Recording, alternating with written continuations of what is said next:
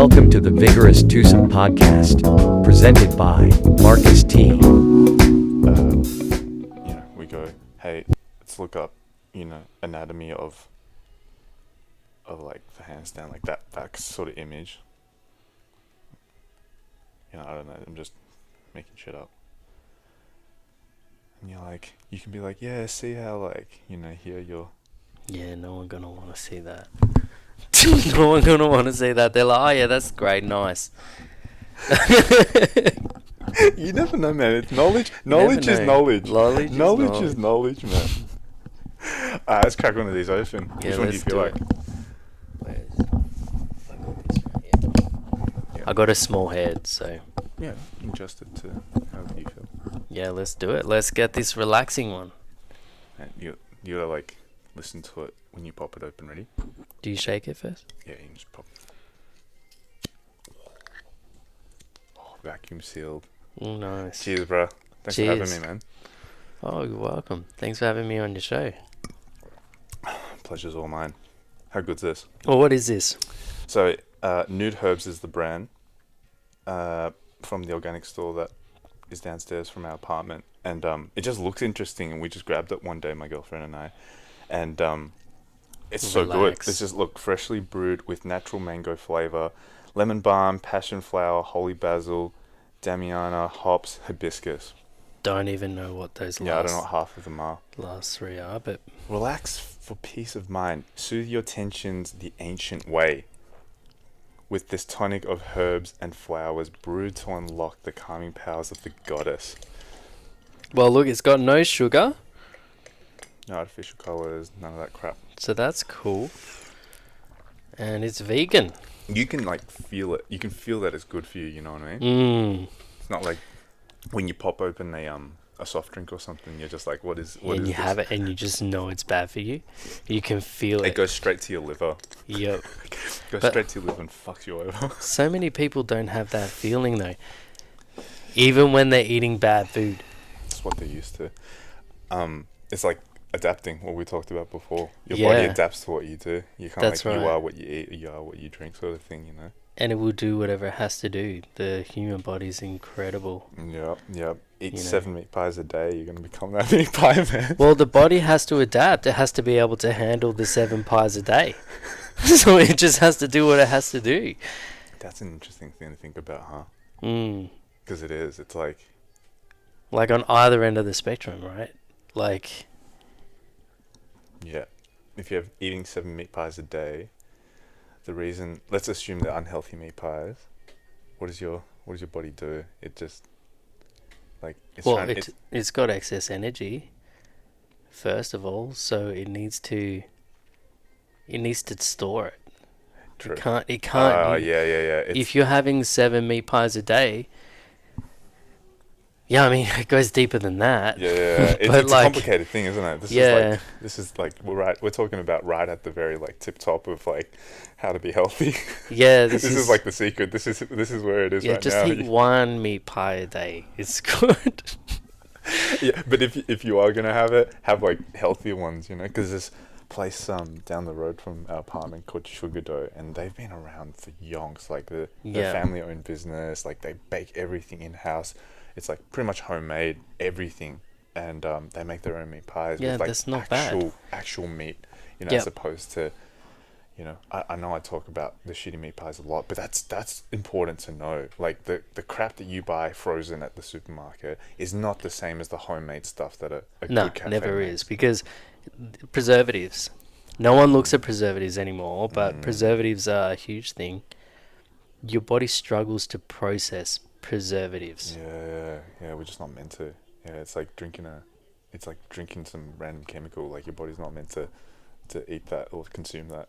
No way. No way. It's keep it natural.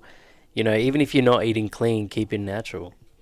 And what's clean anyway could be so misconstrued anyway. You've got what's clean. Someone would turn around and say that's not clean because that's not water. Yeah, I guess you could say it's opinion. It's almost opinion. It's an opinion. It's like based on what you know, and now you gather everything you know and form an opinion. Yeah. And that's And your the more you opinion. know, the more of like a supported opinion you have. I don't even know if it's better the more you know sometimes. Because the more you know, the more you realize you don't know. Yeah, and then sometimes you can take that enjoyment out of your food. Like, we live in Melbourne. We live in Melbourne. I love to go out, eat, restaurants. I don't even think twice about, oh, this is bad for me. If I'm going to get, I love Vietnamese food. I find it's mostly not even that bad for you anyway. Vietnamese? Yeah, it's the Yeah, best. Vietnamese is pretty healthy. It's pretty lean. But even some things I'm like, oh, this is naughty, but it's not bad. Well, even then, it's like, what is naughty? It's like a spectrum. It's like, where along the spectrum are you? Yeah. And it's a personal thing, isn't it? Yeah. Because, like, for someone, this would be like a naughty little treat. I'm sure. This is my treat, you know? You know, it's But, yeah, like you're saying, if you're someone who's not used to eating healthy, and it's like, this is almost like a detox. that's what I mean. Yeah, for someone else, let's say like your average person who's a little bit overweight, who just is a standard doesn't have a everyday healthy person, lifestyle. no healthy lifestyle. This would be their replacement for their Coca-Cola. So instead of having Coca-Cola, they're like, I'm having this healthy drink. And it probably is better for them than Coca-Cola anyway. So, I would say so. you know, I would say so. I drink a lot of water. I've always drank a lot of water. I've Yeah. grown up drinking a lot Yeah, of water. So soft drinks I can't handle very well. Lots of sugar gives me headache. Can't handle very well. So I'm pretty in tune with my body that way. Yeah. And if I was to have like a drink like that, it's fine. Kombucha feels good. Yeah. Makes my gut feel good. Yeah, the probiotics and all. You know. Did you? So you're saying you grew up drinking a lot of water. Did you also grow up eating healthy? Yeah, pretty much. Yeah. Yeah. Yeah. So you're one of the fortunate ones, because not everyone had that, you know. Not everyone had that. Like, what about yourself? I wouldn't say it was healthy. Again, it's all perspective. It's all like, what do you define as healthy, right? But I think it was very it was like one-sided, because there was a lot of meat and like carbs, but not a lot of veggies. So I grew up not eating a lot of veggies, Yeah. and it kind of like, I lacked, not to say that eating meats and carbs is not good for you, but I was missing a lot of the stuff that veggies provided. The good carbs. You could say that, right? Yeah, so it's something I had to learn as I grew up, especially when I started to like make my own money and like form my own lifestyle. It's like away from what my family did. I kind of realized like I was lacking a lot of veggies, and because I wasn't used to eating it, it kind of felt like gross. You know what I mean? It was Yeah. like the thing you had to eat. Because as a kid, you had to eat it as a kid. It was one of those things you had to I have, just wasn't right? used to it. So like, man, broccoli's as far as it went for me. Anything else was just like, oh, this tastes gross. And I went full veggie mode, and almost as a way to like teach myself to eat veggies. Fall in love with them. Yeah, or just like, you have no other choice. Kind of like force your body into adapting Oh, that's to it. hardcore. Oh man, it was hectic. That's a good discipline, though. That's a good way. That's a good way to force yourself. Just force yourself to do it Yeah. until you love it. To your body adapts. Now you love veggies. That's it. Yeah, I can't have a meat dish without veggies. I can't have any dish that doesn't have veggies on it. It just feels too like, ugh. Heavy on the stomach. You just don't feels feel like like I'm you're missing something. digesting well. Yep. Yeah, I've been pretty lucky. Like my parents are always, we never had soft drink. We always ate veggies. I used to be a really slow eater, but I ate everything. I always ate my veggies, and I loved veggies. My mum, she cooked them really well. She always kept it diverse. She never made it the same. She always just made it exciting. So man, look at you. I was just really fortunate. I was really, really lucky. Thank my parents so much. There but you go, everyone. it's just throw like- a bless for your parents, man. because it's just changed. My whole perspective is very, like, you need veggies, and often when I'll go out and it's like, I need to get a bowl of greens, or I'll need 100%. to get something with this fried food. chicken. Yeah, obviously, if I don't eat veggies with it, I just feel like really like my stomach's heavy. I don't feel like I'm digesting my food. I don't get any fiber in my body. You know, like, It feels icky for you, huh? it just icky. does, yeah. So I like to eat everything, but I love veggies. And good. broccoli, I could eat like a big bowl every day because it's my favorite. It's so good for you. You know, So it good makes for me you. so happy. So it's just like veggies, bit of meat, bit of fish, whatever. Yeah. Yeah. I'm just bit into everything. It's good, man. It's like, having a very balanced diet is kind of like essentially having a big spectrum of like the good stuff. Because let's say you just eat broccoli, it's all good, but then even in that sense, like, oh, you're missing out all the nutrients that now, like, hey, carrots give you, or pumpkin, That's right. or sweet potato, you know what I mean? So it's like, it's almost like diversifying your diet. Well, if you're eating too much of anything, it's not going to be good. Mm. So if you're only eating one vegetable and you're not eating range of different veggies, you could be eating too much of a micronutrient. Yeah. Which is like which people don't even often look at. And I don't even ever usually talk about it because I don't usually. You're not qualified yet. Unsolicited advice here, guys. I don't even want to talk about food generally, but like, and I don't know if you're like that with your clients, but I don't generally like to talk too much about it. I like to keep it super simple. Eat your broccoli, eat your carrots, eat your pumpkin, all the colours of the rainbow. And you really kind of can't go wrong. Eat fish, don't eat too much. Eat meat, red meat, don't eat too much. White meat, don't eat too much. Yeah. Change it up. Like, you know, like I eat go. rice, I eat bread. I just don't eat too much bread.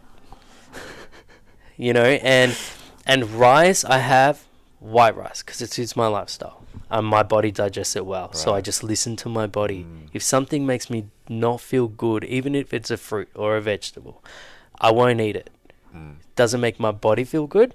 There's a reason. Don't eat it. Yeah. Listen to your body. That's so important to know. But it's hard because, like, let's say someone doesn't know what that means. Like, how do you listen to your body? Intuitive eating. Yeah. It's so hard to kind of like get that across. Yeah. It's because you grew up doing all the healthy shit. So I think, and like, you know, even with what you do, it's very like healthy as a lifestyle. So I think just through living that, you become more in tune with your body, especially with the hand balance stuff you do. That's all paying attention to your body. If you think you about have to pay attention to your body. Yeah. You can't switch off. So perhaps that's a reason why I'm more intuitive even with my eating. It's probably made me even more intuitive with my eating without me even realizing. I've never forced myself or put the pressure on myself to, I don't understand how to read my body. I've never put that pressure on myself. It's been a real natural sort of thing that I think I've just grown up, I've matured, I've become slightly like just more in tune with my body than when I was younger. There was definitely a stage in my life that I wasn't. And that would have been probably between the age of like 18 and 21. You just come out of high school, you don't know what you're doing. You're free. So you're free. So you can eat whatever you want. Go out till 2 a.m. and then smash a Big Mac before you jump into bed. Yeah, and I used to drink alcohol and, used to have McDonald's after. There's just, now I just couldn't even do that to my body. Like that's just something that I just couldn't do to my body anymore. I think I feel too guilty. When you're at that age though, like the 18 to 21, I feel like you kind of almost have the buffer as because you're still young, your body can still like take it. You can. As you age, you kind of realize like, oh man, that Big Mac's not sitting well. Like, but then again, like if you didn't do that, if you didn't have that time in your life where you messed up, you enjoyed yourself, you didn't give a shit what happened to your body. Because let's face it, at that age you didn't. Well, I didn't. No. Yeah. I definitely didn't. Even Like, if you did, though, even if you did give a crap about your body, which I'm sure you did, even though you're saying you didn't, I'm sure you did. It just was like you gave yourself that permission to, like, just do it all for a bit and, like, just go nuts, yeah, go wild. I think it's the time to do that, though. You can't be doing that stuff, like, later on in your life. You just don't have the, like you said, Well, just one, can't, you, like, for you whatever don't reason. have the energy, and like I'm 33. I think the thought of even going out to a club and drinking would be like torture for me. I would want to get up in the morning, go for a run. I feel like that's something that I would find very fun. Or going to the movies with a friend is very fun. Yeah. Having a drink and a barbecue and catching up and doing some training, I find that so enjoyable. Yeah. Would I have found that enjoyable at that age back then? I don't know if it would have been the same feeling. I think I might have, but I don't think it would have been the same as what it is for me now. Yeah. When you get older, you got to be more responsible. You got to grow up. Yeah. You learn to appreciate it too, though. That's what it is. Like, Yeah. when you're younger, you just don't appreciate the things that you do for yourself that is good for you. You just don't know it yet. And that's okay. Give yourself that time. Yeah, That's okay. I say that Like- to everyone, like, because I got a lot of cousins who are younger than me, and I see them all, like, coming out of high school, going through the uni process and all, and it's like, it's like very foreign for me to have to transport myself back there, because not often do you, like, look back, you know what I mean? But when you do, you kind of realize, like, fuck, man, I didn't know what the fuck I wanted. That's right. Yeah, But the I whole was point, there too. yeah, everyone is at some stage, and, like, I think that age gap between, like, 18 and 25 is, like, explore time. It's like you're just learning everything you can, experience everything you can. Again, this is, like, my opinion on how to go about it, because you should give yourself a window of, like, to kind of just, like, no responsibilities, no, like, no hardcore obligations at that stage. Like, don't go, this is, again, my opinion, not to go against anyone who chooses to do it, like, anything else, but to, like, lock yourself in with, like, crazy responsibility at that age, especially in modern times. Yeah, is it fair to yourself, really? Yeah, you're just, like, you're missing out on that part of your life where you can go and enjoy yourself. Like, hey, go get fucked, until 3 a.m. and have Macca's afterwards. Do it. Like, for me, traveling was a big one. Like, go fucking roam wherever and, like, do whatever the fuck you want. Like, go work, save up, do it, because you know what, like, later on in your life, you have actual responsibility. Yeah, and say you have a kid, and then you're not going to be doing the things you're doing when you have a kid. You're not going to do the same things. No. You need that You time in can't. your life. You Like, can't. I would not change one thing about being young. I would not change one thing about being young. I feel like who I am today is only representative of what I've done. Yeah. The things that I understand is because of the things that I've done. If I went and just, at the age of 20 was ready, bought a house, had a kid, forget it. I wouldn't be where I am today. I wouldn't have taken the risk that I've taken today. No. Yeah. There's just no way I would have done that. That's not to say it can't be done. No. That's not to say no. that it can't be done. It just for me personally, from your I think own experiences, my own experience, yeah. it just sort of fell into place that way. I Yeah. had to go through that for sure. Yeah, in a funny way, it's almost in that early adult life, you're actually, like, learning to fail. You're learning to fail. You're learning to fail because you have to. You almost have to. Like, Yep. you have to fail to learn. And I'm sure you can testify to this, like, more than anyone. Like, the only way that you can learn is to actually, like, fail. You know what I Again mean? and Like, again. like, good for you if you can get everything first go, sweet. But there's this important lesson in failing, is that, like, as you fail, you learn from that, because it gives you a lesson. Every time you fail, you're learning a lesson. Yeah, And definitely. It's a lesson that you can't necessarily learn if you don't fail. Yeah. It's like we were talking before about adapting. That's what adapting is. Adapting It's is, like yeah. your thing is not working. How do you adapt? Because as you adapt, you're learning from that failure. Yeah, like, and owning a business was like, well, I've failed so many times. I've like, this place is built on failure. Like, I am built on failure. My handstand is built on failure. It's not built on success. It's not built on success. Nothing was successful. You know, failure taught me, and it still is teaching me, to keep trying, stay disciplined, stay focused, don't be weak-minded.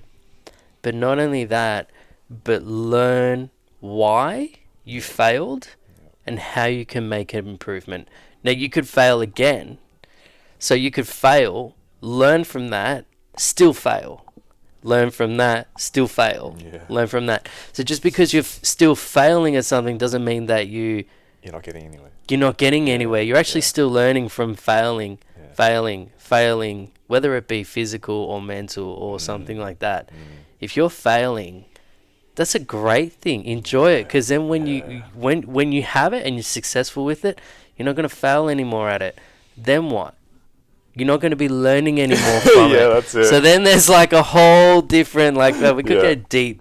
Yeah, man. Let's get deep. Let's plunge right in now. But it's like, you don't really learn from success as much as you do from fail. That's not to say you don't, but I think I've learned more from my failing than I have from my successes, and I don't even know what I would define as success, because I never feel like I'm there. It's interesting, isn't it? That word, success. It's like, again, it's an opinion. What is it? Well, these days it seems like it's just a standard thing what success is, but to me it's just happiness. So yeah, getting to a point in your life where like you're completely happy with like who you are and what you do. Yeah, that's hard to achieve. It's very hard, and I don't even know if like it should even be a word that's constantly used. I think maybe, I don't know what word could replace it. Maybe content, but even then, like, are you ever really content?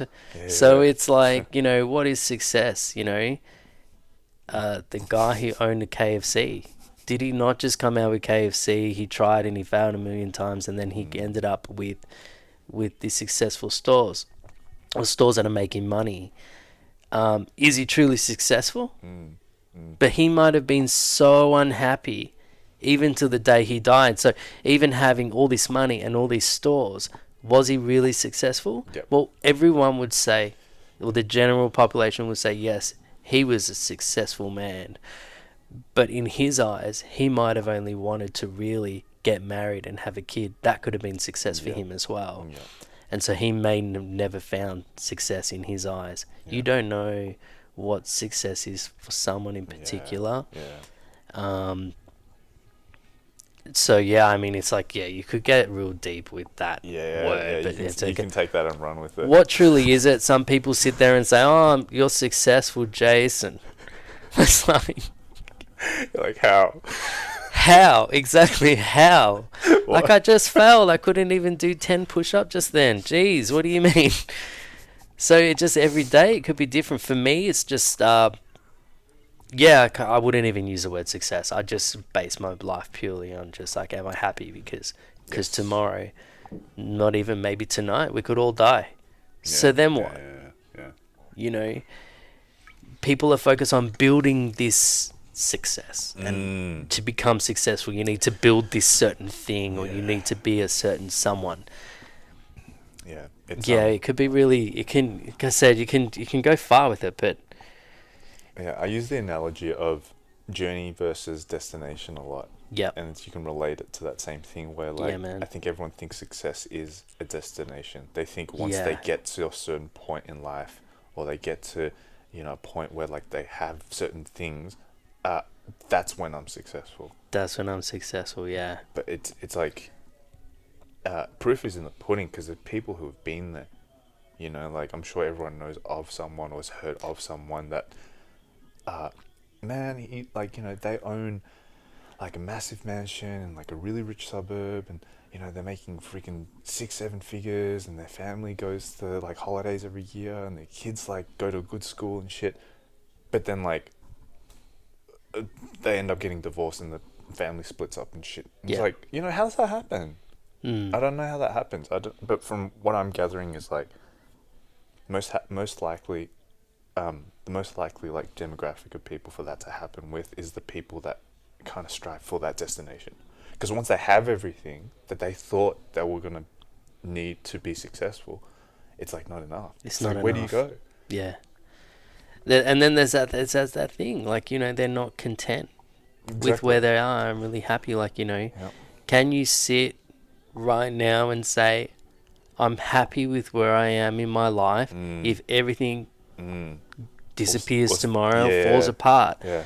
You know, if someone was to flip the switch of the simulation off and you were gone tomorrow. yeah, like, have you, you know, are you happy? And I think, like, even just growing up and, you know, again, it depends on your growing up. If you've got like Asian parents, the pressure of having like high results and the pressure of having, not a stereotype, it's just a fact. It's just a fact, right? Like, and it's like, you're going to go to uni and you're going to do this and you're going to make money and you're going to be successful and that's it. Yeah. And so, like, you could be going right against that grain and to be like, well, I'm just real happy. Yeah. It's the journey, and that's like, you know, as opposed to the destination. If you can learn to enjoy the journey is failing. If you can learn to enjoy that, you'll be happy 24/7, right? Because if you understand that it's not, oh, when I get there, I'll only be happy, or I'll only be successful when I get there. Yep. It's like, oh, for 5% of my life, I'm going to be happy, but for the other 95, I'm fucking hating it. That's not a really good approach to life. Yeah, because if you find like that destination that you're going towards, and depending on what the goal is, and depending on what it is that you're doing, if you're not enjoying the journey, that's a really good way to think of it. Because if you're just not enjoying it, it's like you're going to be happy at the end of the journey, however long that journey is. So if it takes you, let's say, for example, I don't know, like, let's say it takes you 3 years to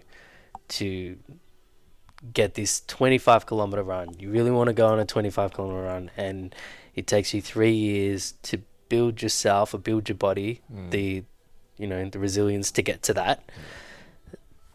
The whole time in that 3 years, are you going to be so unhappy that you're going to actually like hate what it is that you're striving for? So you'll actually, if you don't love the journey, you will learn to hate the journey. And if you learn to hate the journey, what's the point in the destination? Because you didn't even enjoy it. Yeah, you're gonna even hate the destination. You're gonna hate like where you go.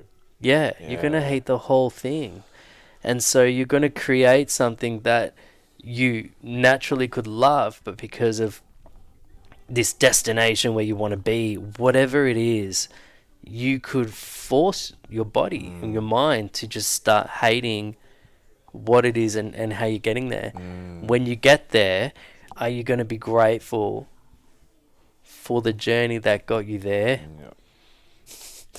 Probably not if you were hating the journey, right? Yeah, if you were hating it, probably not. And you probably won't get to the destination as a fact. I mean, again, man, it could be you could still get to your destination, but are you really going to get to that destination anyway? Yeah, alright, it's an if, if you do get there, like, it's a very small chance that you're going to be happy. Chances are you're probably going to give up because you hate it. Yeah. That might not be true, but the chances are a lot higher than if you fall in love with it.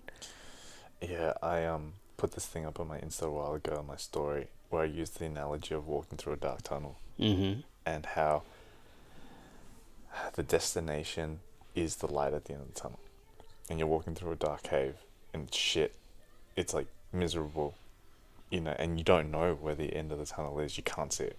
You actually can't. You know it's a light. You know there's an opening somewhere down there, and that's what you're aiming for. But like, I think to have that destination is to implant in your mind, like, it's somewhere that, like, you know, it's at a certain point. So then as you're going about walking in this dark cave, you kind of like, you're expecting it to come. And when it doesn't, you kind of like hate the journey more and more, because you're like, Get fuck, I should be there disappointed. already. Fuck, I'm not there already. Yeah. You know what I mean? And you kind of like, the more you expect it to be there, the more you realize it's like, it's not there, you know, and you keep disappointing yourself. Yeah. But then if you can understand that you going through the dark cave is the journey, and you can enjoy that, and you can understand that, you know, the more time you spend in that, the more rewarding the light at the end of the tunnel is going to be. Yeah, and you're most likely not even going to expect it when it arrives. It's going to be even more beautiful, you know? Yeah. Like, for you to enjoy, like, cool, I'm in a dark cave, sweet, like, and actually enjoy that in the same way you enjoy failing, enjoy, like, the hardship of life. Yeah. You're going to enjoy it. And if you know, once you get there, it's going to be that much more special. Like, the longer you have to grind it for, the longer you have to, like, experience hardship for, the sweeter the fruit is going to be on the other side. Yeah. You kind of like embrace that. Mm. And that, again, this is just, it's something that you and I have learnt through failing. You can't do it in any other way. And I think as well, like, because we are coaches, we do coach people, and we see a lot of failure. And we see a lot of people chasing a certain destination.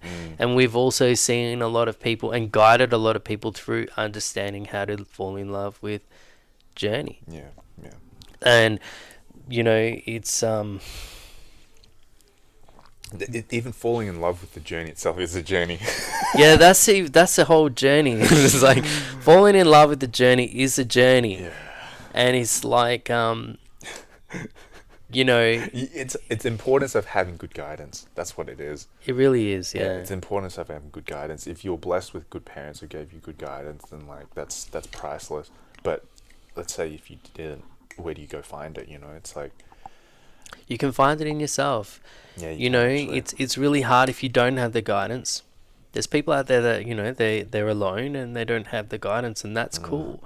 But you can build that mindset. You can change that mindset. So it's like the dark tunnel.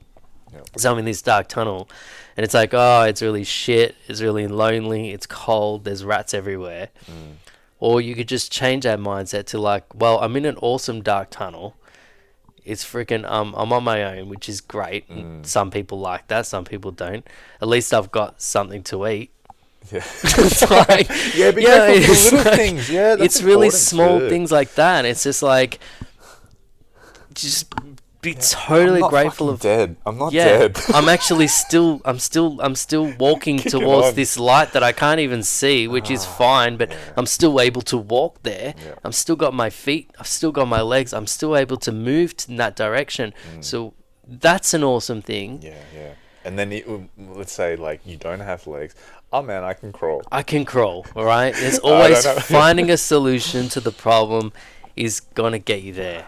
That's what it really is anyway, right? Like, that's what really the journey is. It's just like all these problems constantly, and then you're just finding little problems, finding little solutions, fixing small little things, and that's what gets you to wherever it is that you want to go, which you don't even probably know what that is anyway. True. No one does, huh? Yeah. It kind of falls on your lap. One day you hit it and you're like, wow. And you actually have to like reflect a bit and go like, I'm like so blessed. But that's only because you embrace the journey.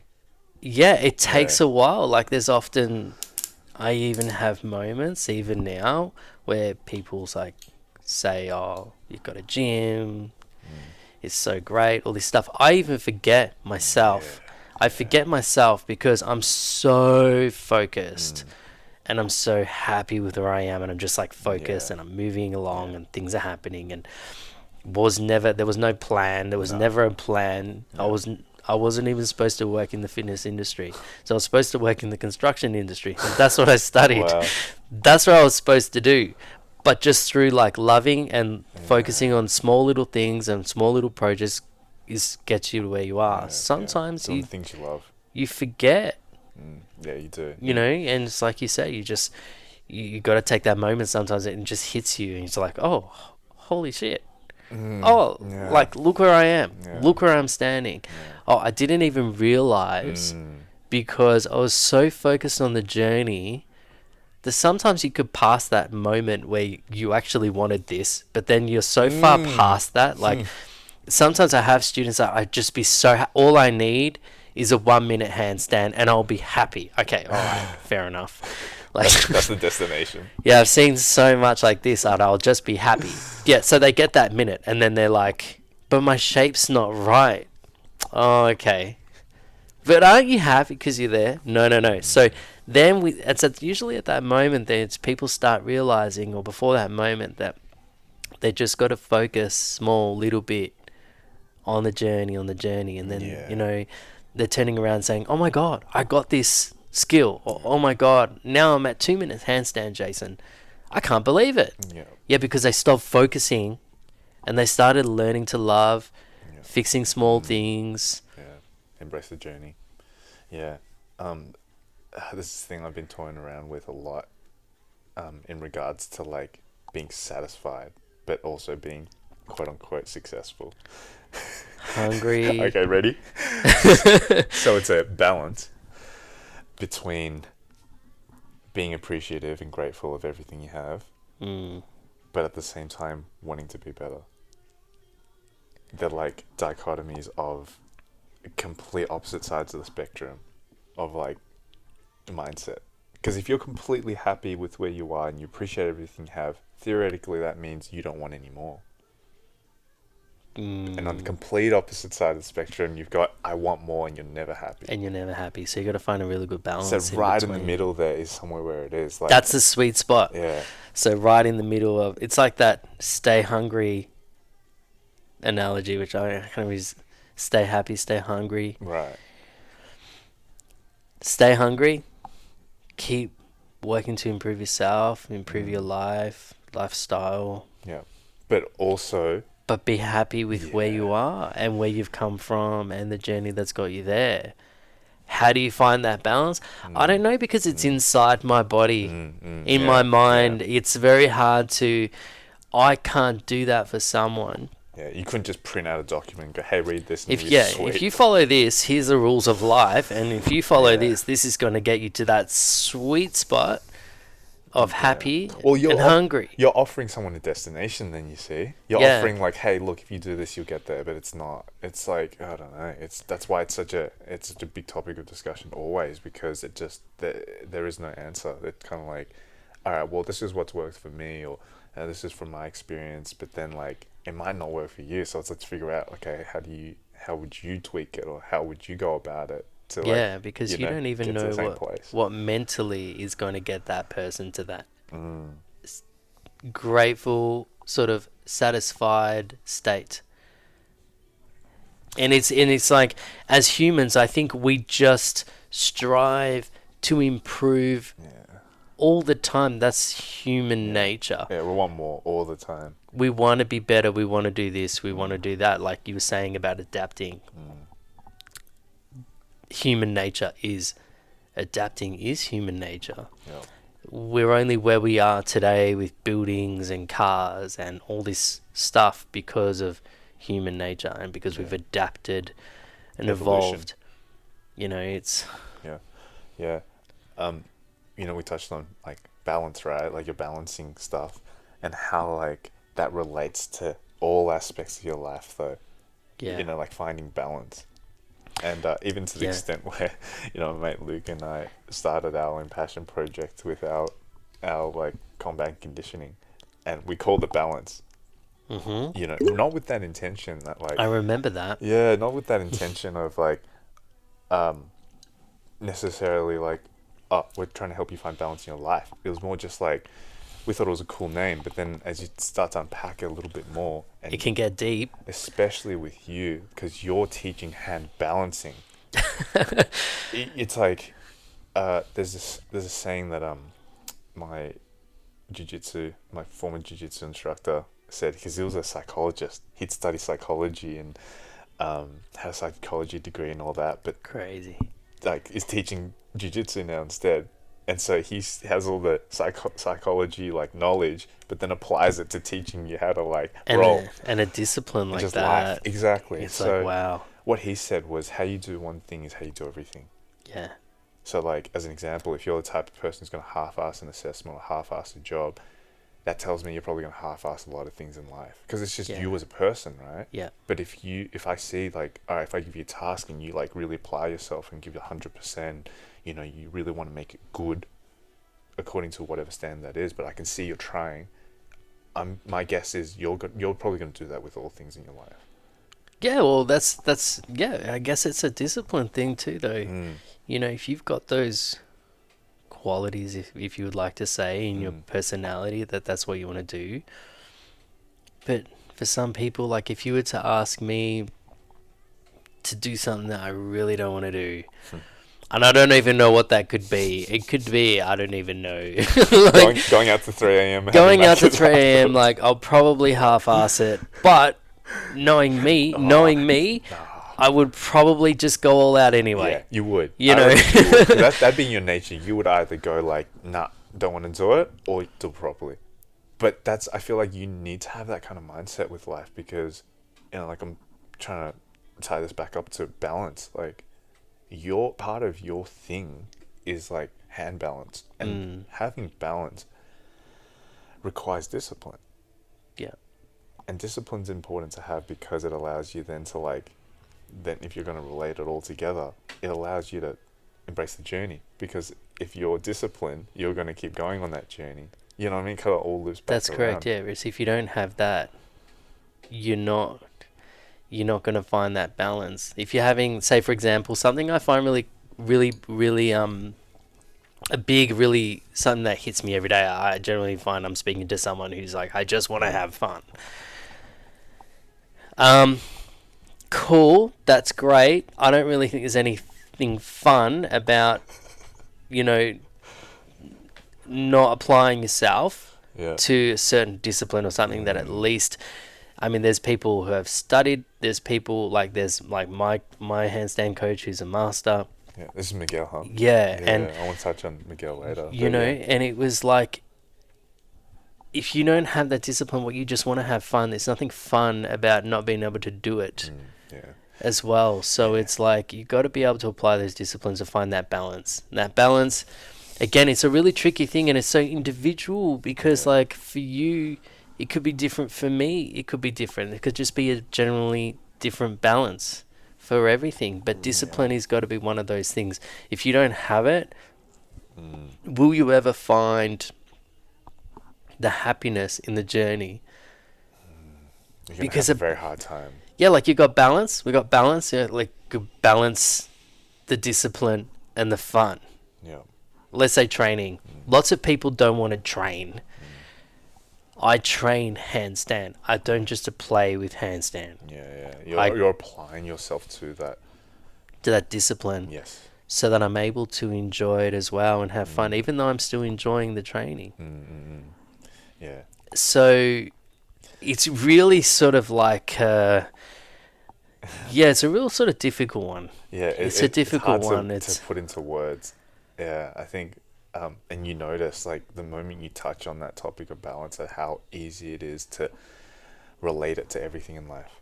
Yeah, you know balanced diet, balanced lifestyle, balance your training, work, everything. It's balance. Everything. That's the key. That's honestly the key. Diet. You know what I mean? Yeah. It's everything.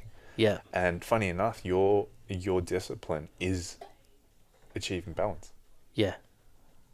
So if we're relating it now to how you do one thing, how you do everything, if you're practicing balance every day, it's gonna come along in all aspects of your life. That's right. Like if you're only applying like one certain part of whatever it is, it could be food, it could be training, it could be your family. If you're only applying just the discipline part. Yeah, it could get miserable. It could get real miserable real fast. Like if you know that from first hand, yeah? Yeah, I know that from first hand. I've done like the full discipline thing with no fun. Yeah. And I've learned a lot from that as well. I've also done a lot of fun with no discipline, and I've learned a lot from that as well. So, but was I able to find the balance if I didn't find both? So if I didn't put myself in that situation there, and if I didn't put myself in the situation there, would I be able to have found that balance? Maybe not. Yeah. Again, it's that failure thing. But then when you see because I see sometimes in students when they're training or having fun or whatever it is, and they don't have that balance, and I can see that they don't have that balance. I'm like, oh, I've made this mistake before. Let's not let you go down that road, because that's not cool. Guidance. So yeah, it comes down to that guidance. So it's just it's all related. And if you can teach them and they can understand and hopefully not have to go through what you had to go through, and I'm sure that there's a lot of things that, you know, my coach Miguel's been through that I won't probably go through because he won't let me go through that as an example. So then, you know, you've kind of got everyone teaching everyone, and you're passing down knowledge to create that balance. And that's what it is. It can be real deep. Yeah, I think. But it can also not be that deep as well, because it really it's is. a balance. It's a balance, man. It all even is. in spirituality and all that sort of stuff, it's really good to have a balance in everything you do. Achieving this idea of being like self-centered, not in that way that's like you're an egotistic, you know, selfish bastard. More in the way that's like trying to achieve this idea, like, you know, that picture of the classic like yoga pose where, like, you know, someone's sitting cross-legged doing this, and then there's like the chakras. It's like you're achieving like alignment. Yep. But that alignment comes through balance. Yeah. You know, and you would know more than anyone else, like handstands come through balance, and pretty much everything you do is a like a idea, or like it's a discipline of balance somehow. Yeah. And as you're training that, you kind of then apply that to other aspects of your life too. Well, yeah, because there's forces that they're going to pull out of the balance. So if you're in a handstand, the force is gravity. It's going to force you this way. It's going to force you this way, and it's going to pull you out of things. Want to pull you out of balance. So as soon as you realize that life wants to pull you out of balance, it's understanding what's going on. So it's like everything you do can pull you out. It could even be driving. You could start driving more. You're not riding your bike anymore. You're not walking anymore because you're riding your bike now. So it's like, how do I find that balance? Well, when you get a new bike, all you want to do is ride that bike all the time that you would be like, oh, I'm not going to even drive anymore, and I'm probably not going to walk anymore. So there's this that thing that force takes you out of that balance, but then you generally find yourself coming back to that balance again. So it's all about coming back. Something can pull you away, but come back. And it's like my handstand, gravity can try and pull me back away, but I've got to try and come back home to balance. I remember when you took me through that session of you broke it down into steps, and I remember there was one very crucial information that you gave, and that was like, when you look at you do a handstand, it's like dead straight, and you're just like, oh man, he's a solid structure, but you know that you're actually like keeping yourself balanced through overcoming all the little forces. Like there's little tiny movements happening. Little things. It looks like you're like dead still, but you know that it's like not that at all. It's like the complete opposite. You're like completely unstable. It's like chaos inside, right? Like it's chaos inside. But then, like, when you look at someone who's a beginner and say, like, when you first start handstanding, you're like, hang on a second. How come when I go this way, I'm like fall really fast? How come I can't save it this way? Or when you look at beginner balancing handstand and they're like really dramatic, you know, they're wobbling, the forces are just because they're going out of that alignment, out of that balance more and more. The force is heavier. Yeah. So it just becomes more micro adjusting. Yeah. And I think that's even like, that could be applied in so many different aspects, of course. It's micro adjusting. Yeah. If you become more in tune with that balance itself, or you've been out of balance enough to understand the balance, and you can become more in tune with it, and you can refine it more. You have more experience in maintaining that alignment, that like when it starts to go off, you catch it quicker. Yeah, it's like, to use handstand as an analogy for balance in life. You kick up to do your first handstand, and it's like you're barely there for half a second, you drop back down because you're not experienced with trying to get that alignment or maintaining that alignment. So it's like automatically like you lose that balance. But then as you kick up more and more and you do it with the right guidance, like you're you're able to give people a way to find that and then maintain it. So you might then kick up and go, oh, 1 second, and then you're gone. And then over time it becomes, well, save it, well, and then you get to the point where, like, you know, you kick up and you're just there. And it looks like it's completely stable, but you're still doing the same thing. It's the same thing. It's You're just more refined. experienced in, like, knowing, okay, it's going off, but it's it's just you're more experienced in it, and you're only more experienced in it because you've gone through. That's right. You can go through, and even like, and even if you wanted to put that into like a different perspective in your life, and you were like, okay, work-life balance, and this could be a really good one. It's like, okay, so yep, I've got this really important, I don't know, it could be really important week or meeting or something like that. And you know you're not going to see your family that weekend. You know, because you've been there before. Where it didn't work out the way you thought it was going to work out, where you tried to balance the weekend and it didn't work. So then you go, okay, from this experience, well, this weekend I'm working, this next weekend I can't work. Because you've been through that, you know that you don't find the balance. And so you already know how to come back to that balance. And in so many aspects of life, it's not even just about the handstand, you know. I think the handstand teaches you a lot about life, that's for sure. But you know what I'm saying? Like that's still, you can use that just as an analogy to just everything. Yeah, it's almost one of those things I feel like I know so well, and it's just like, it's hard when you talk to someone who knows something that you're like trying to explain in a way for someone who doesn't know it yet, you know what I mean? Like, you do this for a living, so like, you know, you have tons of experience of trying to pass that on, you know, not necessarily how to do a handstand, but how to achieve balance in life through learning a handstand. You know, which is such a crazy concept. Like, how do you put that on an ad? Like, you really don't. It's like, it'd have to be very corny. Yeah, it would have to be, but you really can't put that on an ad. It'd have to be so corny, man. It would have to be. I don't know. The only way to get it out there is you'd have to get, you know, chicks with like silicon tits and ass and teach them a handstand. Yeah, and it's, you know, it's really funny. Like, as a kid, like, I'm sure you watch a Karate Kid, you know, I'm sure you watch a Karate Kid, and I'm sure that's something that you spend time doing. You don't even realize at that age that whole mastery of something.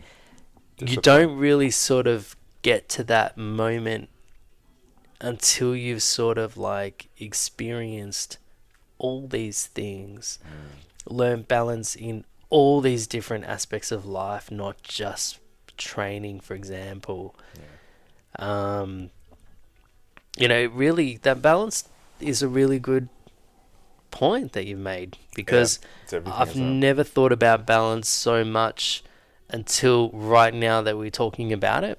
It's definitely always on my mind, and I'm always like, you know it. You just know it. You just I just feel it and know it. But you know, even comes down to certain things, like I'm sure that I'm sure you're very similar to me, where you just love swimming, you love running, you love playing basketball, you love, so someone's like, hey, let's do this. Yeah, fun. Sounds good. Yeah. And then, you know, when you start swimming, you're like, yeah, this is so good, I'm going to swim more often. So, you know, you book in every week, you go swimming, but you're like, hang on, I'm loving this a lot. Oh, hang on, I haven't even been running. I've got to make sure I still run, so I can only do this, I can only commit to this much in the week, because I'm still got that balance. Whereas a lot of people just fall in love with something. This is it. This is what I want to do. I only want to do this. Yeah. You're becoming more closed-minded. If you want to start bringing that into it, like being open and closed-minded, it's like kind of what it is, right? Because the more open-minded you are, the more you're able to use everything to achieve that balance. But if you're closed-minded, you're just focused on the one thing, and that one thing is going to tip you in a certain direction. It's going to be failure. Yeah. It's going to be failure. You're never going to get that balance if it's just one thing. Yeah. Your concept, man, of freaking running, making a living out of teaching people how to handstand is the craziest thing. I've known you for a while now, so it's like I've had the time to kind of like come to terms with that. Yeah, But- even same here. It's funny, but like it's just I guess your testament to that idea of, if you love something and you then find the passion to want to give someone else that passion, you will make it happen. You know what I mean? It's just it's not a matter of whether you will make it. It's a matter of whether it's the thing that you love enough to make it. Yeah. You know what I mean? It's just that you found that passion in this, so you took it. And like, what's the story, man? Like, you gotta tell everyone. I've heard this story. Like, Yeah, you fucking hide out a warehouse, decked it out, and then you had like no one. Yeah, pretty much. So it was like, I don't. Let's just go back to the very start. So when I started doing handstand, I was already coaching. I was working in commercial Let's go gym. before that. Let's go before that even. Construction. Like, you talked about Let's go before that even. Oh, shit, Let's go even before that. Let's go like right finish year 12. Let's go finish year 12. Year 12, super stressful. You know, my whole life's riding on this year. Like, which is not the right approach, by the way, guys. For anyone who's listening, who's going through high definitely school, not. it just so isn't. Like, it's not the be all end all, and you know, it's definitely not. Yeah. I went to a private school, all boys. You know, it was the start of year 12. It was like, if you don't plan on getting this into school, you shouldn't be here. Like, you know, virtually. And as a kid, I wasn't very academic, so I was like panicking. I was like, oh man, that's it. My life is over. You know, I was really creative. I was really good at doing like graphic communication, things like that. Yeah, expressing yourself a little bit more. Yeah, but never pursued anything Yeah. down that road. Never went far enough down that road. And, you know, I was like, oh yeah, architecture would be good. But like, yeah, you need to be very academic to get into uni for that. Then there was also the question of like, how do I even sit in a room in uni for long enough without looking out the window going, look at the bird? So there was also that knowing that perhaps that's not what I should be doing. I finished year 12, no idea what I'm doing.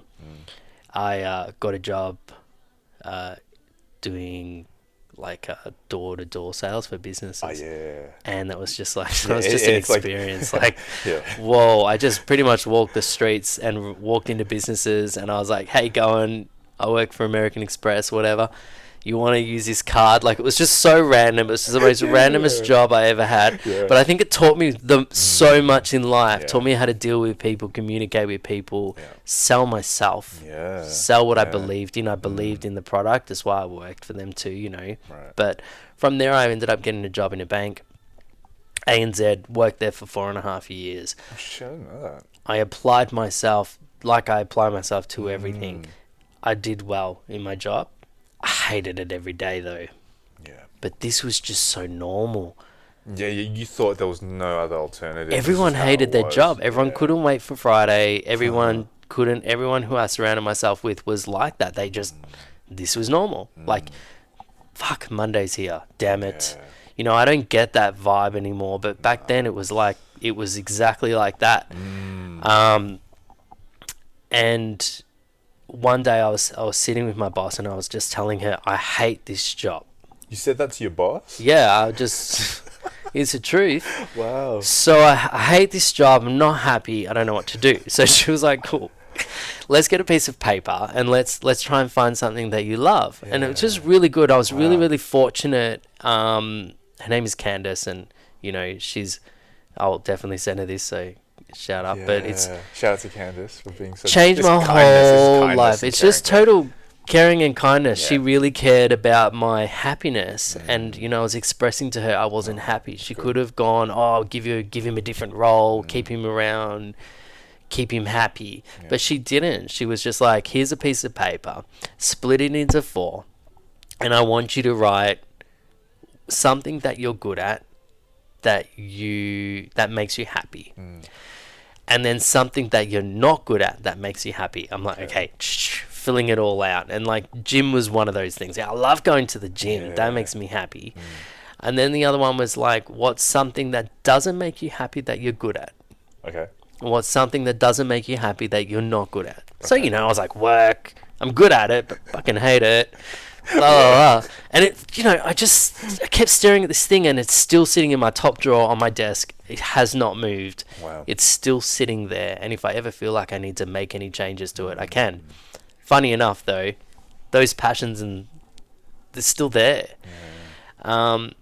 So I was like, I love being outside. So, at the time I was looking out the window and there was some tradies out the window doing work. And I was like, yeah, I would like to be like that. Because they're outside. They're enjoying the sun. I'm in the office. And so, yeah, I'm trying to make this really short. I ended up getting a job. In the world, man. And I was looking for an apprenticeship. Because I was like, yeah, that's it. I'm just going to be like a tradie. Perfect. Sounds good. It's something I didn't pursue when I was 18 because I thought I didn't even know. You went to a private school. It's not acceptable, bro. It's not as acceptable. There was like 4 kids in VCal that were doing apprenticeship, and there was like 4 kids in the whole year level. Like, I'm sure it's changed a lot now. I don't think it's like that anymore. I think it's a big sector at the moment. But yeah, how old were you at this point? Was 2005 was when I graduated. So at this point, I was sitting at around 22 years old. Right. So this was already after working at 21 ANZ. years old. Yeah, so already working at ANZ. That's quick, man. And while I was working at ANZ, so one of the things was I fell in love with training, and then I was like, yeah, I love the gym. And a friend of mine said to me while we were at the gym, this was all sort of around the same time, and she was like, oh, you should be a trainer. Because I was forcing my mates to come to the gym. I used to force them. I'd be like, you should go to the gym. You should come and train. And they're like, what? And so I'd force them. I'd pay for their pass. I'd want them to be there. Wow. And I didn't know what I was doing, so I just, here's this exercise ball, and YouTube, do this. Bro. Dude, I didn't even have that back then, man. It was just like, do this, do that. Yeah, I see this. I've seen that. Do this, do that. Like, this was so long ago. Like, I'm sure YouTube was around, but we didn't have like a smartphones like the way they are now. It wasn't like you could just get what you want when you wanted it. Like, so it was just this like thing. I don't know. I was just like, you just go in there, you sling some weight around. Or you I was just like, all I know is that like you need to move. Yes. And so as your friend, I just want you to move really, and that's it. I just want you to move. So do this, do that, do some exercise. And then I'd run off, go do what I wanted to do. And then I would run back and change their exercise or whatever it was. And it was just this moment that one of my friends, she turned around to me and she said, you should be a trainer, like a personal trainer. I was like, in my mind, I remember thinking, yeah, funny. That's funny. Yeah, I don't know. Probably not. It just wasn't a thought you'd ever had. I worked in a bank. Yeah. I was making good money. I didn't even think that would be a career. I didn't think that would be a thing. I saw personal trainers in the gym all the time. Yeah. And when I first went to a gym when I was 18, I had a personal trainer. I didn't see it as like I thought it was a part-time. I thought all personal trainers just did it on the side. Yep. I didn't know... That you could then turn it into like the thing you make a living from forever sort of thing. Didn't even think that way. And so I went to night school, met a bunch of amazing people, and I was like, this is for construction? No, this was for training, for personal training. Yeah, okay. And I was not even construction yet, so personal training, and it was just a side thing. That was it. All I knew is I wanted to get my friends to the gym. They recommend I do this thing. I was like, yeah, I could do it. And that's how I went to this night school. Met the most amazing people in my life. And I just realized, it was even at that moment, I sort of realized, like, these are the people I want to spend time with. People who are really passionate about training. And it's different. It's not just about the training. It's the mindset of these people. I need to be around these people. And so... started doing a little boot camp on the weekends, really, really random. Got my friends to come. They paid $3, like, in cash. Cash. It was all cash. $3. Just rock up. Really, I didn't even care. I just wanted them to rock up and train. I just got so excited, and I remember even looking back, and I've told no one this, but I used to wake up like 3 hours early. And I used to sit there on my phone and then like sometimes, like, if I knew a friend was really demotivated and I thought that they'd definitely wake, you know who's not going to rock up. So you'd send them like a motivating quote, or, you know, you really wanted them there. So you would do anything. I used to think about how I was going to plan it, and I just fell in love with it. It was just the weirdest feeling. And I was like, oh, this is so good. Still at this point, I was just like, yeah, this is not a career. This is just a fun weekend thing. Yeah. This is awesome. Yeah. And then one day I was at work and I was really unhappy, and I was really, really unhappy. I was looking for an apprenticeship to be outside. I wasn't getting an apprenticeship. No one wanted me at the time. I was like, damn it. I was definitely getting older. I wasn't 18 anymore. I was in that 21. I was like, damn it. What am I going to do? 22, so what am I going to do? Life is happening. Not getting me anywhere, man. It's not getting me anywhere. It's like, what the hell? It's making money, but I'm not, like, there's no personal growth through there, you know? And I was really eager to just do something else. So I decided, well, if I'm not going to get an apprenticeship, well, I'm going to do construction anyway, and I'll do construction management. Okay. So I'll do that at uni, which definitely wasn't something that I thought would have been.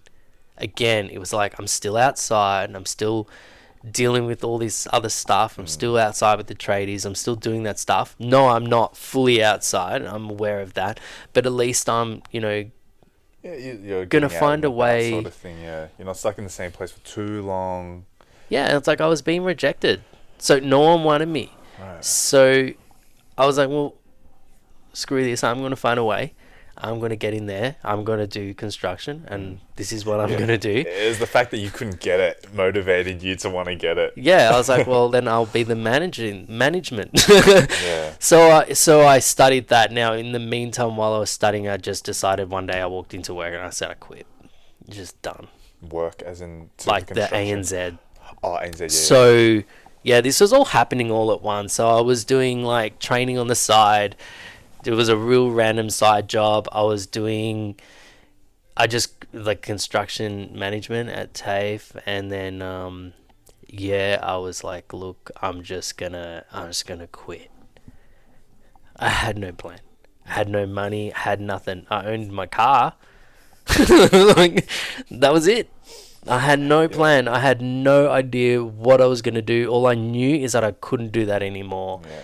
And it like your soul had like withered into like this absolute like black hole that you just like fucking hated. Yeah, and it's interesting, and I don't want to get off the topic too much, but you know, people always say, "Oh, I would do that, but I would do that, but," or "I would do what you're doing, but you know, got to make money." It's always a but. Well, yeah, if that's what your dream is, to make money, go do the money thing, like, kind of thing. That's and then don't complain about it. Don't complain about you not loving your job, because that means nothing to me. Yeah. Like, unless you've got a little kid at home, which I would understand a little bit more, because now you have a responsibility of someone else's life. So that's a different thing. That's a whole different thing. I didn't have that. Even then, it's like it's like I'm not in a position to say like go quit your job. No, not even that. Not be able to feed your I know kid. what it's like to be a parent, and I've done it. Like I don't have that, you know, that badge, or you know. No, that so we don't know. On my belt, is that what they say? Anyway, yeah, something like that.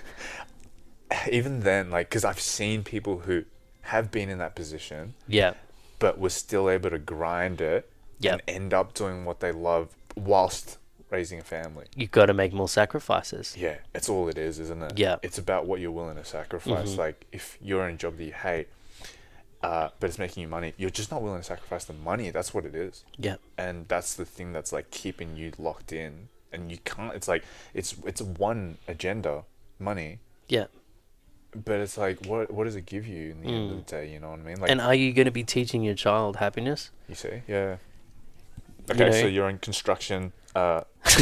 you quit ANZ because it was all happening, absolute chaos. Yeah, it always happens. Yeah, it's like it was just chaos. You drive it to a point where you like the universe, like life, just goes, nah. It was literally like, I remember It sitting does in my it. car It does going, it. I just quit. And I was bawling my eyes out because I didn't know what the fuck I was going to do. I had no idea. I knew that I was doing this other thing that was like going to get me into this other thing. But absolutely zero certainty, huh? Zero You certainty. learn that you don't have control over. You Took actually the- don't have control in your life. It's more about going with the flow, isn't it? Go with the flow, Yeah. man. Yeah. Because like, yeah, there was just at that point, it was just no control. There's still no control, really. But it was It's like, not about that. You don't want to control your no, life. you don't need to. It's about being intuitive. Yeah. Yeah. And my instincts told me just quit. My instincts told me just quit. Yeah. So I walked in and I just quit. It was the first step. It was your first step into Just in did the it. right direction. Yeah. It's the hardest one, that first step.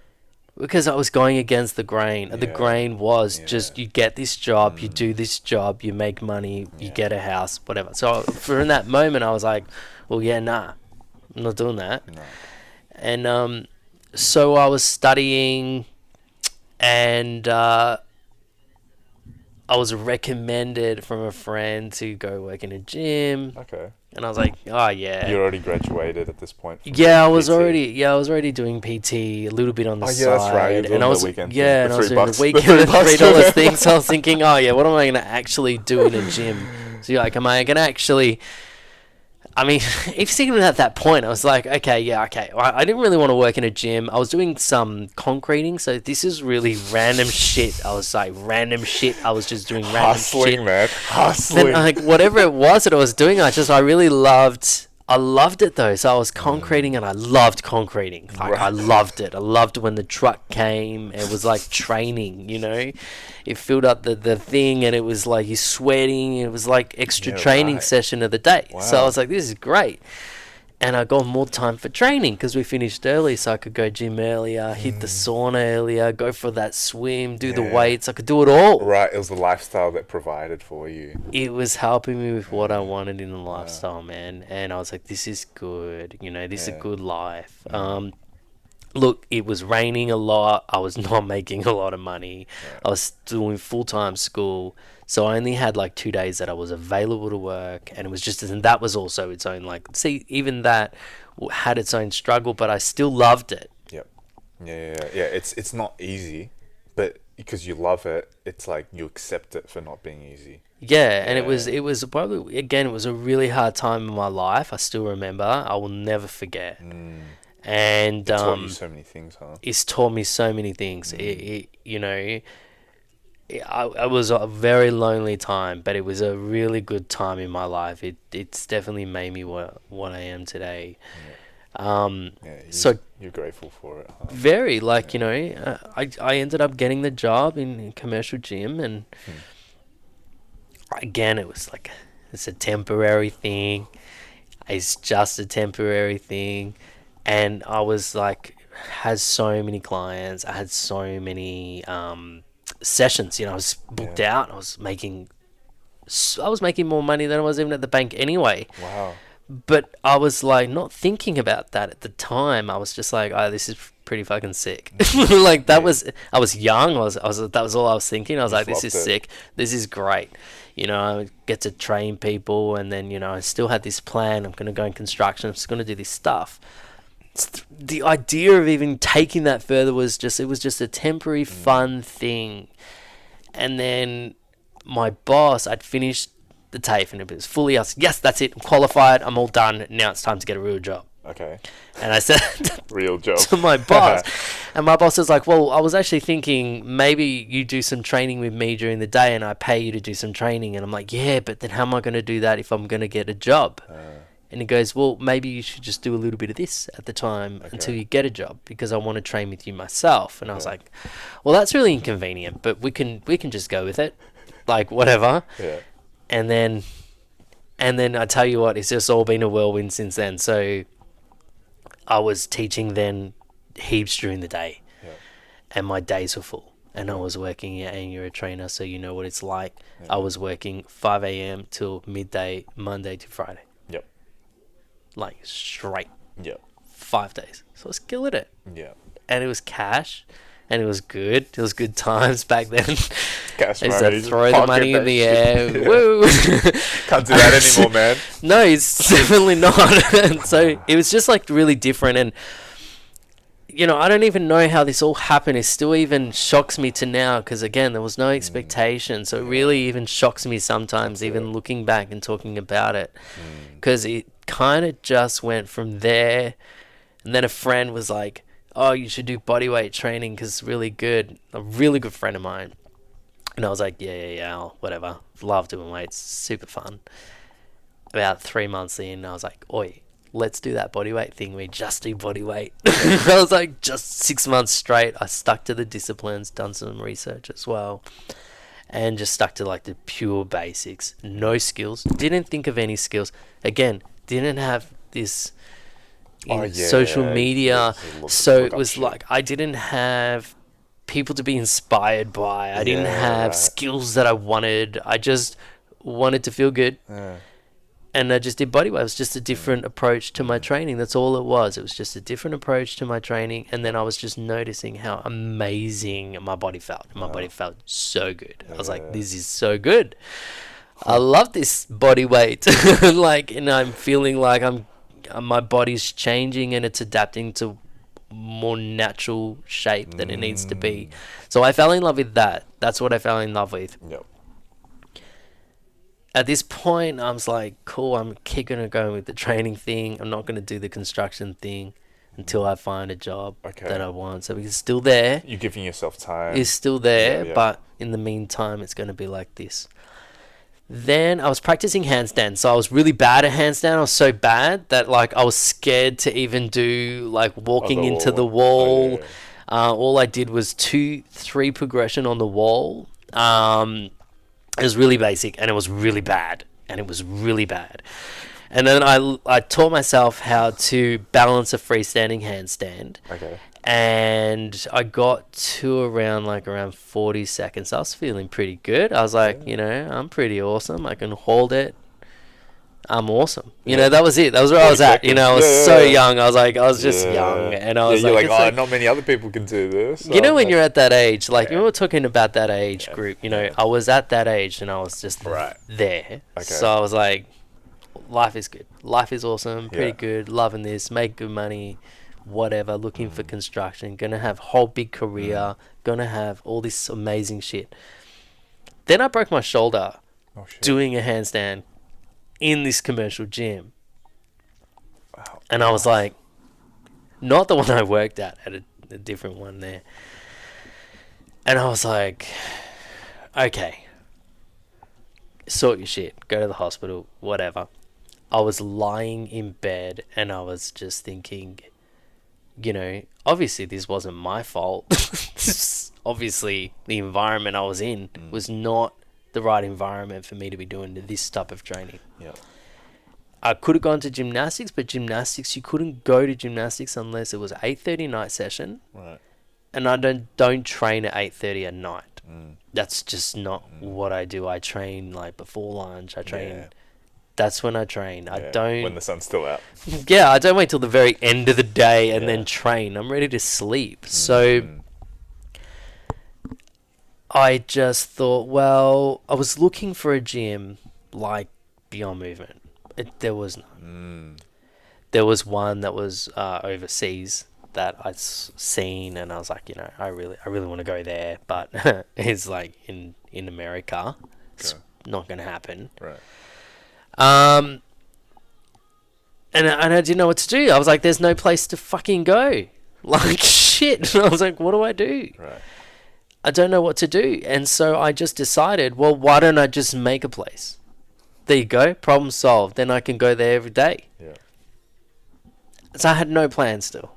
At this point, I still had no plan. And so it all kind of just all rolled on from there. And, you know, I hired out this warehouse. It was like, not like this. It looked... Oh, it wasn't even here. It wasn't even here. It was like this really, really bad...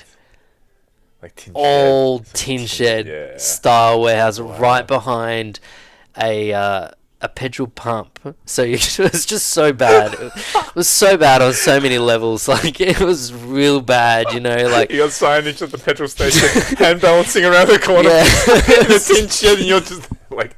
Yay, let's go. And I just, my whole life savings, everything, my parents helped me as well. So grateful. And, you know, and even my friends at the time were just like, you sure you want to do this thing? Like, I don't think anyone's going to come to this gym. There's nothing here. You don't even have machines, and you don't even have TVs everywhere. Like, that's the number one thing that gyms have, and you don't even have it. You don't even have, like, weights everywhere. Like, you've only got, like, small weights. It's not enough. It's not going to work. I was like, yeah, I don't care. Yeah. That's what I want to teach. What you wanted to do. I don't care. I don't care. Fuck, man. That I always stuck to what I truly believe in. I didn't care what anyone says, and everyone has suggestions, and everyone has all these ideas, which is great, and it's nice. Yeah. But I don't care. Yeah. If anything, it's more the people that care about you that challenge your ideas in a funny way. Not people that hate on you. That's different. People that challenge your ideas. Yeah. When you have an idea and then someone's like, "Oh, are you sure?" They're usually people who are concerned about you. Yeah, because they're like, "Oh, this guy's gonna just like ruin his whole life. What's he doing? Why is he opening up a gym in a tin shed? In a tin shed with nothing there? Like, what are you gonna do with a wall? Like, come on!" It's like you're spending a lot of money to use a wall. You know, I'm like, yeah, man. Like, I'm gonna use that wall so much, and all I saw was that wall's gonna be full. It's opportunity. Yeah, you saw man. Opportunity. I was like, look how big that wall is. Yeah. When everyone's like, man, are you serious? I'm like, yeah, look how big the wall is. Nice. That was it. It was just like, there's again, it was just shit. I would probably said the same thing, like, fuck, man. Like, what is this guy doing? Like, you know, no. And so, we just kind of like, it all sort of came from there. And, you know, I met my teacher because I remember sending him an email. Yeah, let's touch on that. So, Miguel, and this was around 4 years ago. Okay. You reached out to him 4.5 years ago. Yeah. So, I'd sort of been doing handstands. I was like, you're pretty good. You know, I was like, okay, I'm pretty good. And I'd seen his handstand. You and I was messaged like, him, I'm pretty good. I saw his handstand and I was like, wow, this is like, whoa. How did you come across? Wow. I can't even remember. Oh, okay. And that's the weirdest thing. I just remember he was the only person I'd ever seen. You were impressed by it. And I think I was like, it was just on the internet. Miguel is, you know, very, very, what's the word? Just a beautiful hand balance up, you know. Yeah. This art technique is just so nice and really mastering his craft. And he was teaching it, and there wasn't a lot of handstand teachers, and he was teaching long time. Yeah. And so I just sort of came across him, and I was like, oh, I'm pretty good at handstand. I reckon I could do that. There was no way I could do the things he could do, but in my mind, I was like, I could do that. I reckon I could do that. Yeah. So I sent him a message and told him, you know, Miguel, I'm pretty good at handstand. Yeah. I can hold a 40-second handstand. Fuck. I'm pretty good, right? So at this time, like, you know, even like I had this gym, you know, I was still. Some people want to learn handstand. I could teach them handstand because I could handstand myself. I taught myself how to handstand. Yeah. But I thought I was good. That was the thing. That was the weirdest thing. Is I thought I was really amazing. I was like, I was so good. I mean, in a happy way, like, you know, but... like a self-confidence sort of thing. Like, hey, like, I can do this. Like, yeah. And it was definitely not the case. So, like... From what you told me about Miguel, like, he would have just fucking torn you to shreds. Well, he was like, email me back when you got a minute. So it was like, oh, okay. Well, there you go. The guy doesn't even. He took all of any like sort of ego arrogance and just shat on it straight away. He just crushed me to the floor, and I made two choices. You know, there was two choices to be made. I made the one choice, and that was to work hard. Yeah. He wanted a minute. I wanted to train with him. I got the minute. Yeah. That was it. I didn't sit there and complain about it. I responded. I said, okay. Yeah. And then. The whirlwind of the way the world works is so bizarre. he ended up coming to Melbourne and teaching in my gym, and all these people from all around Australia came in the tin shed. Fuck off. In the tin shed. So he knows the tin shed. Not many people know the tin shed, but he knows the tin shed there. And it was he came, and all these people from around Australia came and all trained with Miguel. There was 8 of us in that group. Yeah. And it was like a little bit of it was a a seminar, whole or? week. It was 5 days training. It was training, intensive training. So it was kind of like a workshop, but more of an intensive training sort of situation. Almost like a camp, yeah.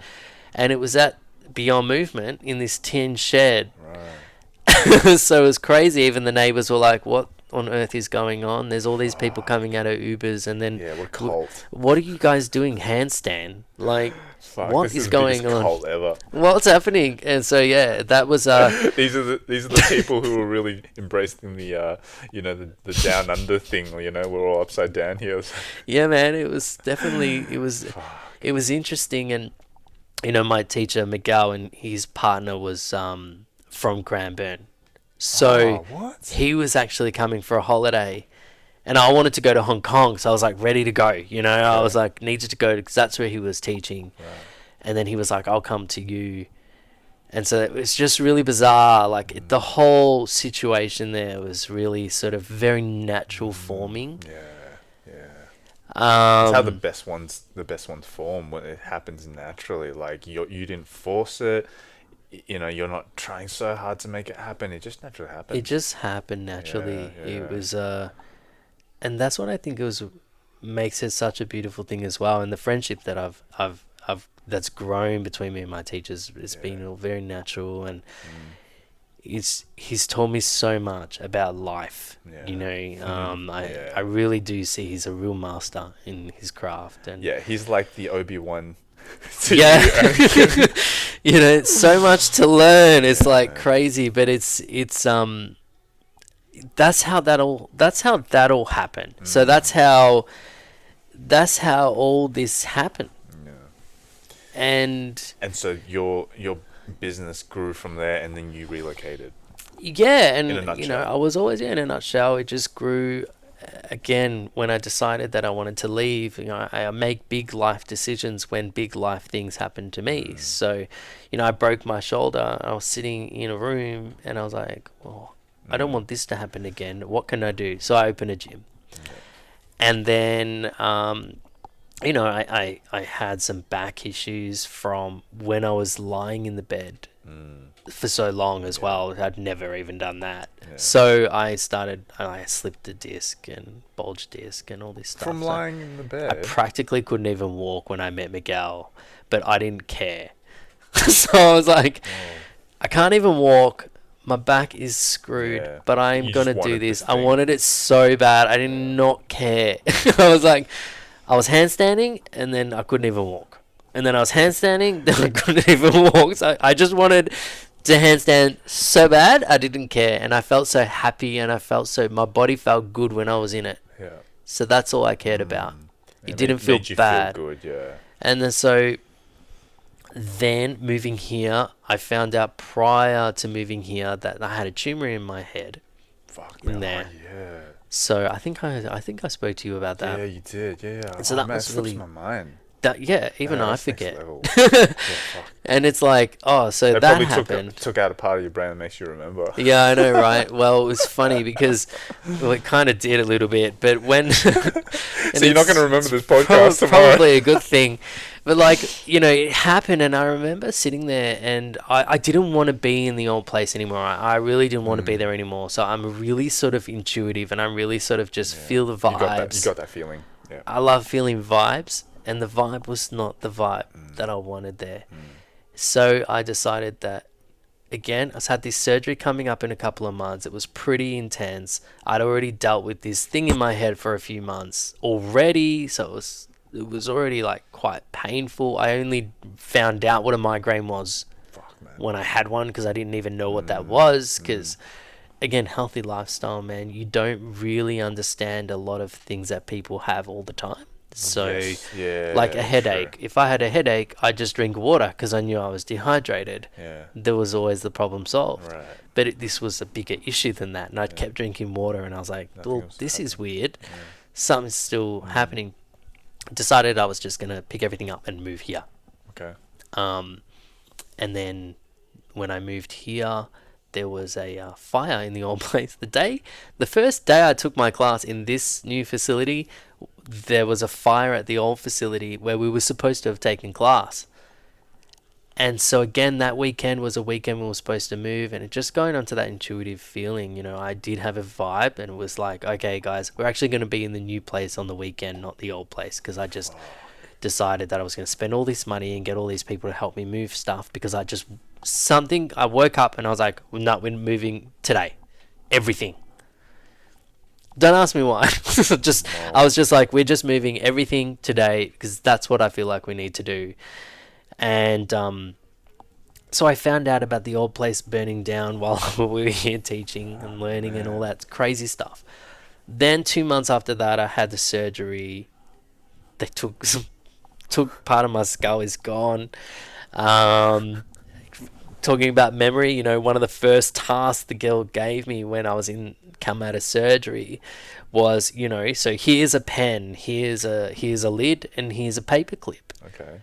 And here's a rubber band. Oh shit! Here we go. Now I'm going to point to them, and you're going to follow me. Okay. Boom, boom, boom. 1, 2, 3, 4, 5. Your turn. And I just stared at all of them, and I was like, I just burst out into tears because I actually couldn't follow. Wow. 1, 2, 3, 4, 5. And such a simple task, I didn't even realize. I just didn't realize that that's how much it had affected my brain because I'm in La La Land all the time. Yeah. So, you were conscious of you not being capable. yeah. Yeah. It wasn't like you weren't capable and you weren't conscious of it. You were just like a vegetable. You were conscious Yeah. of your like inability to do things that It was a panic it moment. shouldn't be a problem. Wow.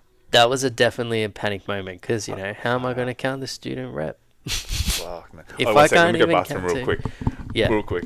We'll cut this bit out. But Yeah, I actually do too. I want to get into it, man. Alright, we're back. Alright, Man, toilet decompressing on the rings. Like I was just hanging and letting it swing. And And you feel the spine just alright, man, decompress. it's like it's such a like we've evolved from apes, yeah. So that kind of part of us that's like It's still there. accustomed to hanging is there. Like we need it. We need it, man. For It's still anyone the who roots. hasn't gone already to Jason's page or like the Beyond Movements page, go check it out. Your place is literally a playground, but with health benefits. You know what I mean? Like it's literally a playground. Like you set it up to make it fun for yourself, and it's your idea of fun. Yeah. It just so happens that this thing that you do for fun is actually good for you, Yeah. health-wise and fitness-wise. I know, right? So it's a bit of a lucky one there. It was interesting you were making a comment. You made a comment about, you know, like when you're so used to moving that when you sit or you're stationary, Yes. you really feel it. 100%. Yeah, our bodies were made to move. Our bodies are made to move. I'm usually one of the first people sitting down at a table that's like, oh, I got to get up. I got to walk. I've got to move. My hips are tight. Oh, my gosh. My butt, it's so sore. Yeah, it gets difficult quick. A Your lot body's of- not used to that feeling. I think what it is everyone gets the same feeling, but people who kind of ignore it because they're so like used to it. So the I bodies. don't even know if they feel it. You don't think so? I think I'm convinced they don't even have that connection. Yeah. But it's like they don't have that connection because they never paid attention to that feeling. Like when it wasn't too bad, like it was like you're sitting at a desk for a little bit and you're like shifting around and going like, oh, I'm trying to get comfortable and I can't. And it's like they never paid attention to that going. They like, weren't aware of it. Yeah, and then over time, like with anything, the more you get your body into it's adapting, right? So if you're adapted to be stationary, your body's going to adapt to that. It will adapt. That's the scary part of the human body. It's so amazing. The human body is fascinating. It still fascinates me so much. Yeah. but it will adapt to whatever you give it. Yeah. And if you bad posture, Yeah. our bodies adapt to bad posture. You see old women with a hunchback and things like that. Or just anyone really, not even old people. I was going to say old people. Even not even old people. I've got young ones as young as 17 that can't even stand straight because they spend a lot of time sitting. Yeah. People don't even know how to open up their hips. People don't know how to use their glutes anymore. People don't know how to squat anymore. Like, so we're talking about natural movements, and the body, the reason why it can't is because it's adapted not to. It's adapted to the chair that they're sitting in. So it's like, that's a scary thing. Like, that's a scary thing in a way, because the body will do it. The body is lazy. The body is lazy. If it knows that it doesn't need to use its glutes, why would it waste its energy using the glutes unless it had to? You're just making me like squeeze my glutes now. I don't want them to do I know, but it's just, you know, like you see it a lot in your clients too, right? Yeah. Like you sort of sit there and you're like, cool, let's do this, let's do that. Do you really need to be doing all this stuff just for a squat? It's such a natural movement. Every animal does it. But now it's training. It's training. So it's not that. So yeah, you will probably have to train your body to do it. But it's not something you would have had to have trained. You've untrained. Yes. Or you've trained your body out of it. Now you have to train your body back into it. So it's like you've untrained, train. Yeah, crazy, huh? Crazy. It's just it's the change of times. Like modern day society requires us to be sitting a lot and you know, it's being at a desk a lot. I think depending on what you're doing, but majority of jobs is like that At a desk. You know? And even to the point where, like, you know, you could say, oh, you know, you don't like a desk job, then fucking quit it. But it's like, when I go home and I'm editing this stuff, I'm sitting at a desk. You're I love sitting it, at a desk, but it's like, I can't avoid it. That's just what it is. I need to be at a computer. I need to be, you know, at a mouse and shit.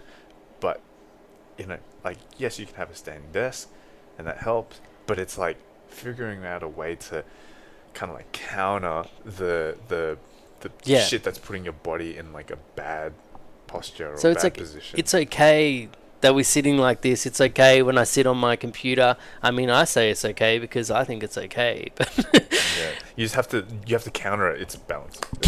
It's balance, man. And it's like, I got to counteract it. So if I'm going to sit here for 2 hours teaching online or editing video, or whatever it is that I'm doing on my computer, well, I'm going to spend 2 hours outside going for a walk instead. Of now going to the couch. Yeah, instead of going again from here to the couch and then just watching a movie. Well, I'm not going to do that today because today I've already spent enough time sitting. So I'm going to think like the opposite. I'm going to do something else that's more active or something that's just think the opposite. Yeah, pretty much, right. I mean, it's like I always say to my clients as well, you know, it's like the more you do, the more you have to do. And they're like, what? But I just started. What do you mean? Well, the more you stretch this way, you have to stretch this way. And if you start training this way, you have to train that way. And they're like, why? And again, it always comes down to that balance. But if you're going to imbalance something, you can create an imbalance from an imbalance. You could have an imbalance with a push and then create a completely different imbalance because you didn't focus on just balance. And it's funny you bring up that word like a lot today. It's been good because it's like it's I like coming back to that balance because it really is everything. Even coming down to sitting down in the chair, and I'm noticing I'm sitting down a lot more because I'm doing online training. I'm doing online training. I'm sitting at a desk and I'm teaching online. Now, the funny thing is, I was sitting at a desk when I was working in the bank, and I was sitting at the desk and I was on the computer, and I just wanted to be outside. So hang on a second. It's coming about. Hang on a second. What's going on? Oh, very different, you know, because what I'm actually doing, I forget that there's even a screen there.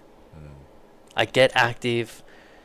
I jump I jump on the floor. I show them things. I Right. don't just stay seated. Yeah. I don't just do that. I get active. I get involved. Yeah. I do things with them. Well, it's also that you're doing what you love too. So that aspect of being at a desk is like you have to, and we touched on sacrifice before. It's almost like you go find something that you're willing to sacrifice a lot for because you love it that much. Because it's not, hey, find something you love because it's going to be easy. As we said before, it's not like everything's equally as hard. The only difference is if you do something that you hate and you grind it, you're not going to be happy. But if you find something that you love and grind it, you're going to be happy. Yeah, that's right. You have to grind in both, and you're going to go through hardship, and you're going to go through.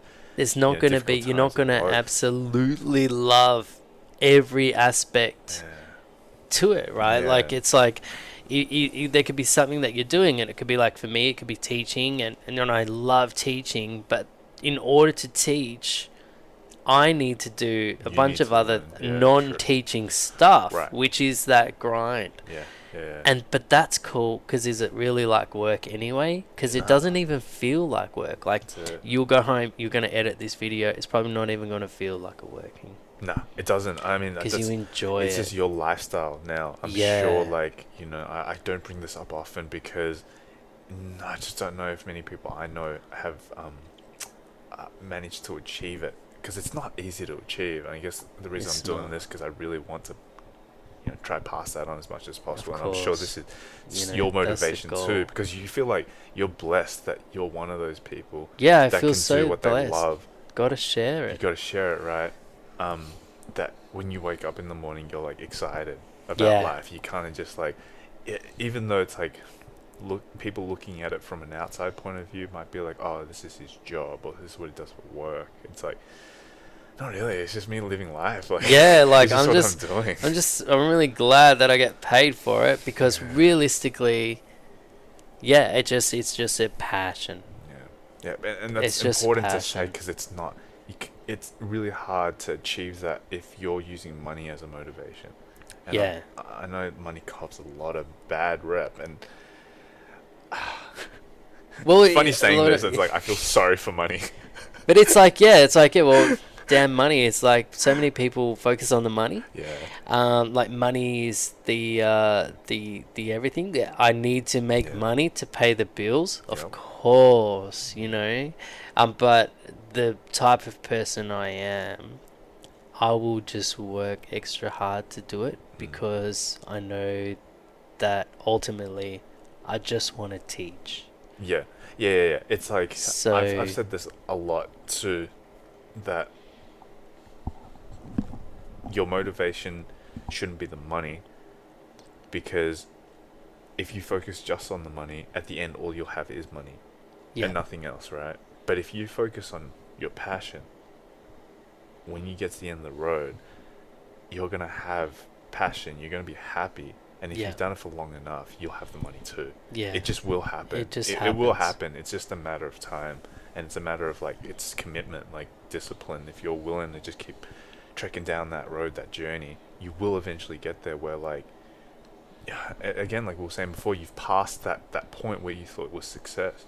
But it doesn't even matter, like, what you thought you were going to, like, at the point you thought you were going to be happy with is, like, obsolete now. It's, like, not even a thing anymore, because you've gone on this path that's, like, the journey. Like, you're just happy with all of it. That's, like, there's no point anymore. There's no point. Every day is a great day.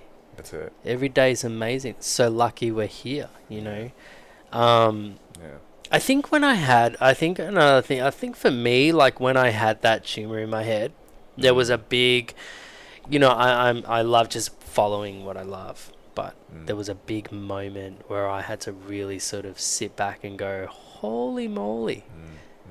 Like, okay, so this could be real bad. I could die. And if I died, am I happy right now with what I've done with my life? Well, all I was thinking was, yes, however, I need to get my students better, just in case. They need to be at another level that I need them to be at. So I need to be able to pass on all the knowledge that I've gained. That was my biggest concern So my biggest concern was making sure that what I've learned, I could at least pass it on to at least enough people. Yeah, You know? which is important. I think that's so important, that you're passionate enough about something that you want to pass it on. Yeah. That's when you know you're truly passionate, because now you care that other people have the same thing you do. Yeah, because it's like, why would you want to keep that to yourself? Yeah. It's such a beautiful thing. Yeah, it's not an obligation to pass it on. It's you choose to, because it's like you know what it's done for you, and you're so grateful for it. Yeah. That you kind of just you want to give back to the world, to the universe. Well, it becomes a part of your whatever. everyday life, Yeah. right? Like, you're the same. It's like a lifestyle. Yeah, that's It it. becomes your life, and you want to share that lifestyle with someone so they understand all the different elements Yeah. that go towards it. I remember what we were talking about now when we went off to our little toilet break, and it was the picking the numbers, like the picking objects, the numbers. the objects. Oh, And man, you know how you said, and we're kind of like touching on that topic now. There's this like moment. I don't know if this was your moment, but like life gets you to a point where like you almost have to make a decision on what you want the rest of your life to look like. yeah.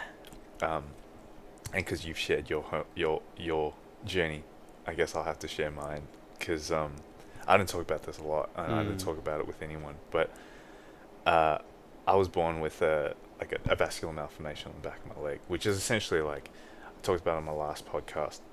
In average people, vessels converge at that particular point, but for me they diverged. So I had like a network of vessels that were just like, it was like Chaos. they didn't need to be there. And just over the span of like my life, it kind of like I guess grew in size, and it just grew in like complexity too. So eventually we had to get it removed.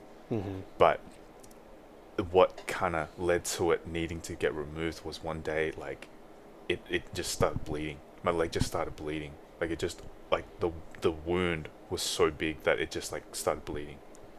Like I was out with my mate, and it was like one of the most traumatizing experiences, because we were about to go have dinner somewhere.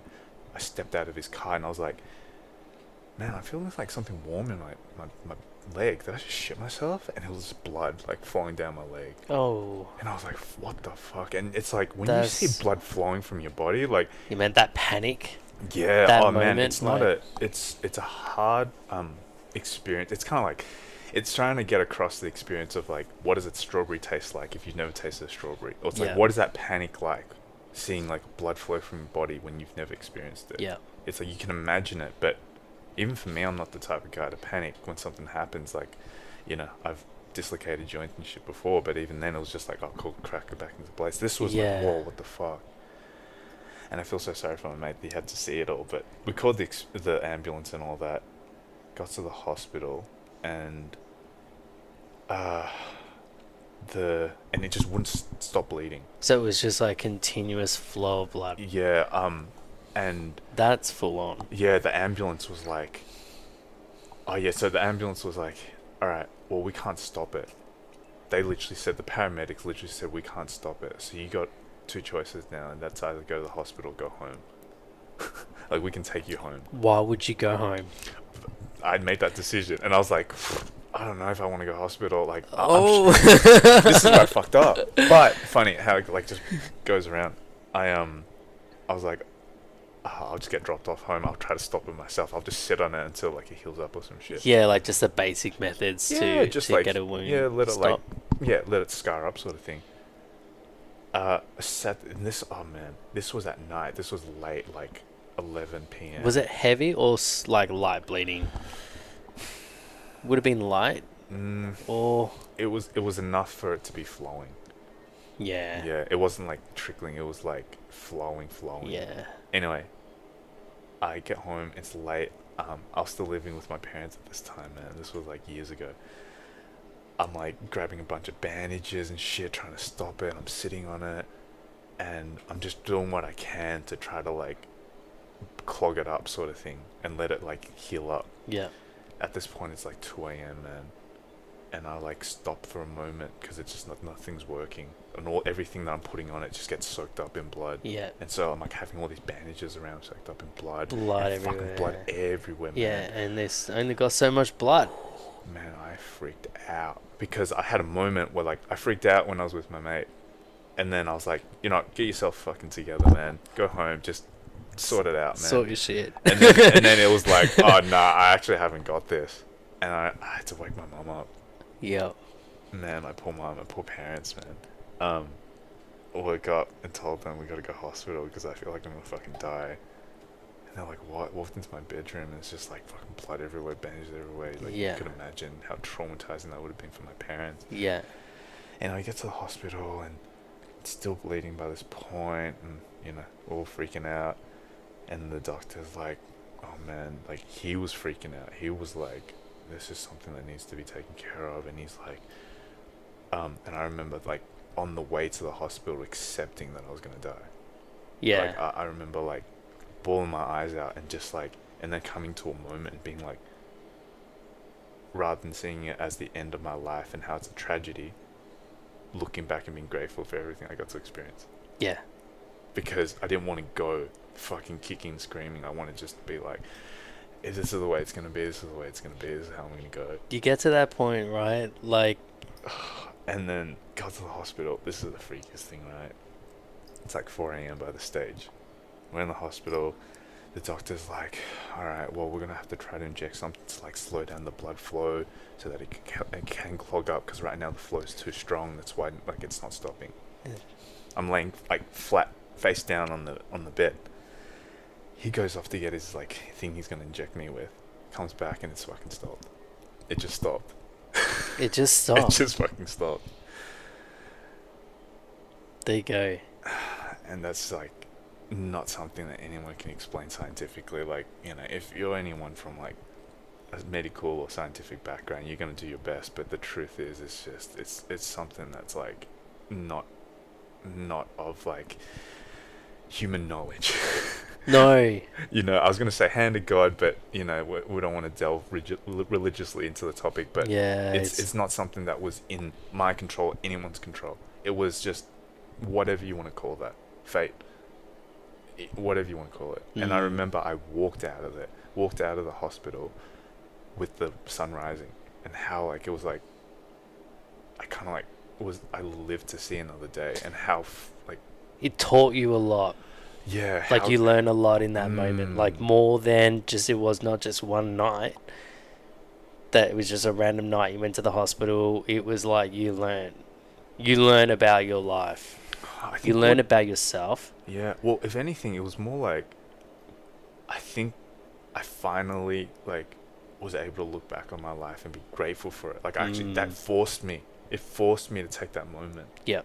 To be grateful, and then from then on, I was then able to kind of, like, take that experience of knowing my life could end at any moment. Literally what you said, like, if it ended tonight. Like, I've been through that, and kind of with your surgery, you kind of have experienced that. Like, which is probably why we have that perspective. It's not to say, like, don't go intentionally, like, try and put your life, like, on the edge, like, to get that experience, because it's definitely not experience you need to sort of, like... Yeah, no, it's not something you want to force. And it's not something you want to force, and things will happen when they're meant to happen, but... You know, it's interesting that you bring that up, like, because, yeah, it really is accepting that you're gonna die. I feel like a lot of people I talk to don't accept it. Yeah. Death is fine. As long as when I die, I've able to pass on my knowledge and I've made an imprint in this world the best way I can. Yeah. So if that means I die young or if that means I die early, it doesn't matter as long as what I've needed to do is done. Yeah. That's it. Yeah. And it make you reflect on your own life and the way you are throughout your every day. I'm sure you never forget. No. Yeah. 100%. You know? You're right. It's like, it changed my perspective on things. It wasn't so much like, I guess it was like at that point when I entered the hospital, it was like, up until that point, my whole life was the ambition part. You know, we're talking about the balance of things and being grateful and then being ambitious. I'd only known how to be ambitious. And it kind of like took me to this point where it's like, you're at the edge of the cliff now. You were ambitious, and not to say it was a bad thing, but you know, this is where you are now. And then It forced you to stop. it forced me to then go, well, appreciate my life. And then so now I had the two and was able to go find that balance. Find that now. balance, yeah. I think it was probably pretty similar for me. Yeah. Yeah. If I think about it, It's a similar thought process, yeah. Like I worked. I think I worked even harder prior to having, you know, the tumor, and then, you know, I used to do 5 a.m. classes and all that sort of stuff, and I definitely worked a lot harder. Obviously, you know, the business in its earlier stages, so I did work a lot harder. But at the same time, my mindset since then has changed completely. Yeah. Because it's just like, yeah, I'm not going to do that. Yeah. Or I'm not going to do that. Yeah, less is more. It's taught me that less is more. Yeah. And even just the way I think about my life and accepting certain things, there's no way a couple of years ago I would have, if it didn't happen to me, there's no way if someone would have said, oh, you're gonna die, I'd have been like, oh my god. You know, like, I'm not ready to die, I've got all these things to do. Yeah.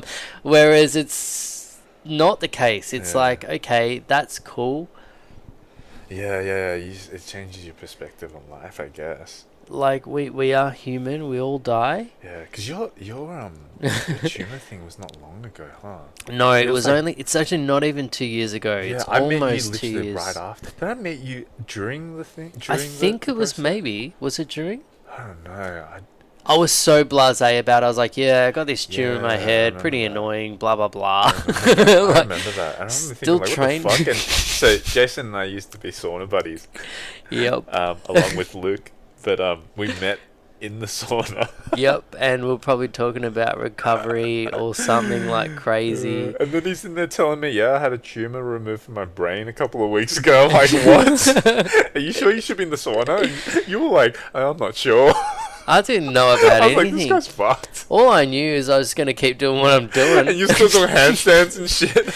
I still handstanded. I still did a lot of things that literally to the day I had the surgery, I actually did a handstand to the guy, you know, the ones that make you fall asleep or whatever. I don't know, the anesthesiast. Yeah. And I was like, yeah, I'm a handstand coach and stuff. And he's like, what? So you can handstand? I'm like, yeah. He's like, well, before I put this in, like, can you show me a handstand? I was like, fuck yeah.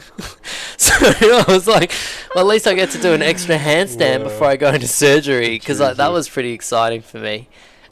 So That's hilarious.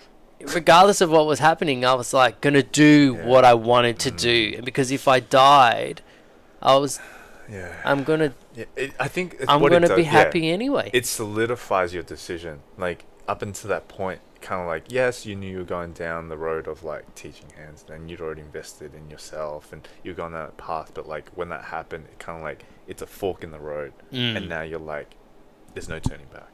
Yeah, like when you were on that path, you kind of like, there was always the option to turn back. You knew it in your head. It was like, the easiest option. Everyone told me. Yeah.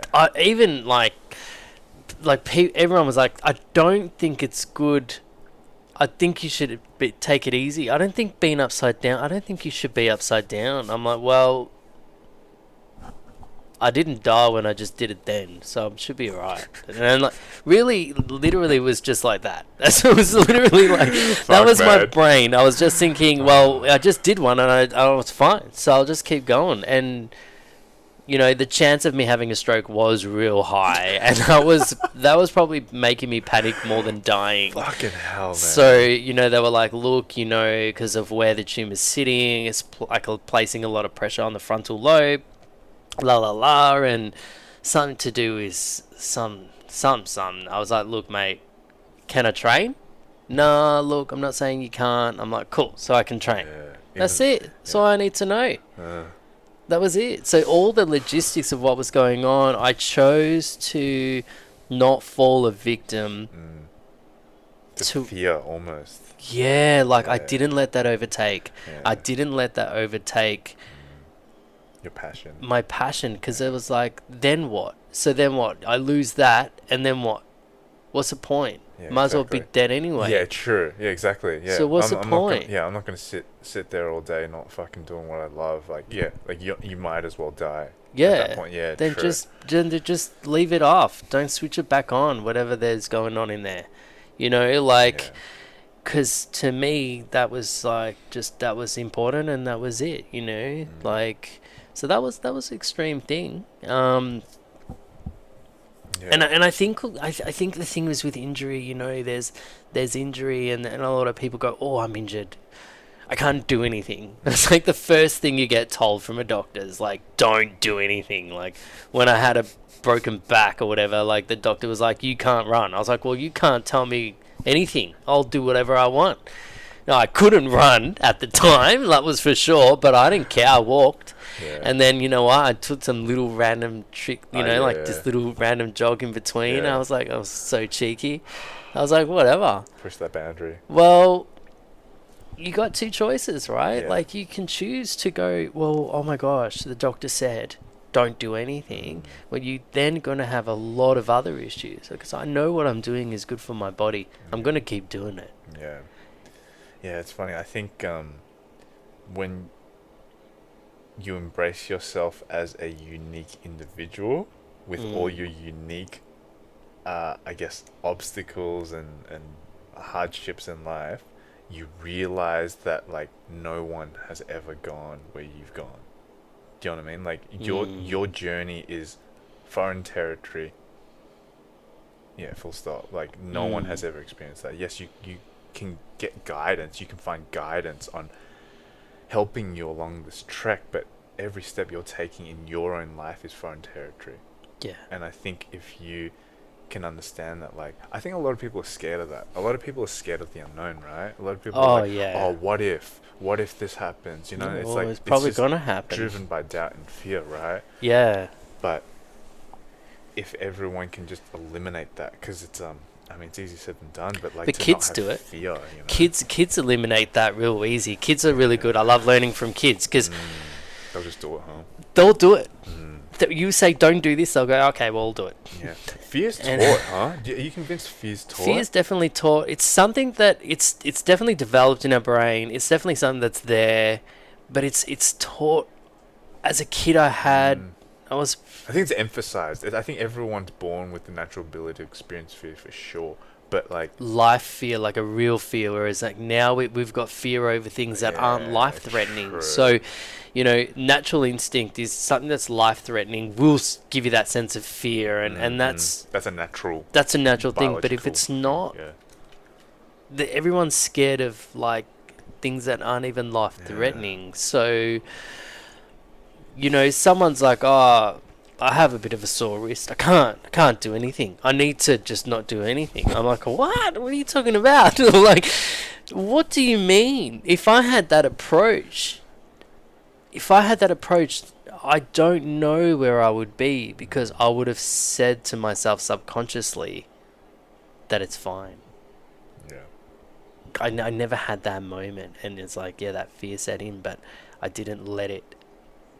Yeah. I didn't let it perpetuate, sort of thing. Yeah, like I didn't let it flourish. It was there. It was definitely there. There was fear there. But you didn't then like give into it, sort of thing. No, I didn't. I was like, nah.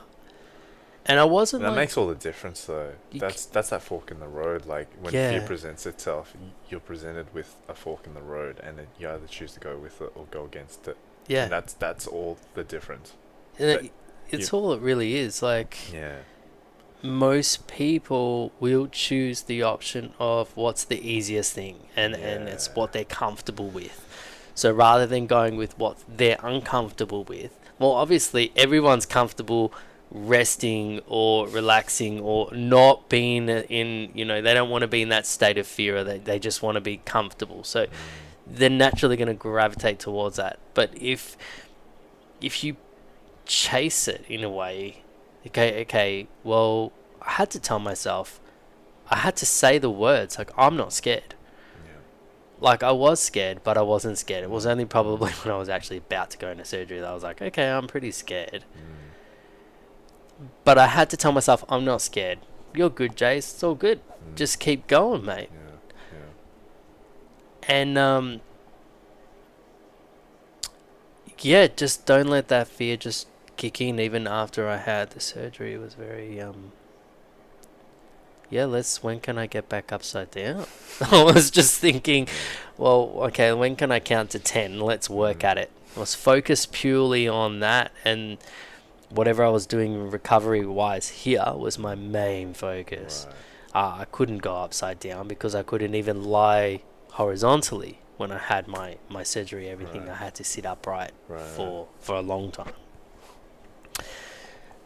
Don't know, just had to sit upright, and I was like, this is annoying. Had to sleep upright, had to do everything How upright. ironic is that, huh? Like, I feel like you just saying that, it just makes me think about how, like, I hear stories all the time about how people, you know, have life-changing experiences and end up becoming, like, you know, such and such, and they achieve their passion or whatever, or they achieve success in their passion. If you want to say. It's always the thing that's like the complete opposite to the thing you want to do. Like, it's your thing was being upside down, but it forced me to be upright. Yeah, you see, how funny is that? Maybe it was forcing me to be more balanced, and maybe I was spending too much time upside down. I don't know. Like, see, it could get deep, mate. Like, you know, I really could. And if I think about it, I probably am. I'm just spending just as much time upside down, but when I am upright, I'm maybe more mindful of what I'm doing when I'm this way as well, not just that way. You know? Yeah, balance. Man, it just always comes back to balance. Because you just drop it in at the end of every conversation, it'll work. And it just works because it's true, you know, because it always does come back to that one thing. Yeah. And, you know, it's it's definitely like, you know, those events that happen, you know, a lot of it was dealt with alone. A lot of it was dealt with. That's where it is, isn't it? That's where it is. You know, a lot of it was, in my head. You know, one of the best things I did was not go on social media and just talk about it. One of the best things, like, I don't need that from anyone. I don't need to talk about it. I don't need, like, oh my God, poor it's you. Not like a pity story. Yeah, it's not poor me. It's like, you're this always is what grateful happened. for it. It's the like, opposite. It's like, oh man, this thing is what gave me my life. I'm so lucky this happened to me at this time in my life, and I was able to learn so much from this, rather than, you know, seeking something else. That's how content I was with the whole situation. I was like, this is a situation. I was that content in my mind. This is what's happened. This is like a lesson for me, and it's a personal, and it was such a deep personal thing. How can I share? This is the most I shared, but how can I share what I'm going through when it's my own personal growth? It's my own personal thing. There's nothing wrong with sharing it. If people feel like that's their way of getting through things and they need to share, that's fine. But just be careful as to what the motivation is for sharing. It's like to do it for the sake of, like, gaining some external benefit is dangerous. Because if anything, you're only giving. So if I was to share something, then I hope that what happened to me inspired someone else to just keep going. But only because you know that's going to help you, like, be like, I guess, more content with yourself. You know, like, you feel like you're doing something good for someone else, and that makes you feel good. You know, it's not like, oh, I'm doing this because, I don't know, for any other reason apart from, like, you think it's the right thing. Like, you think it's like it's going to help someone.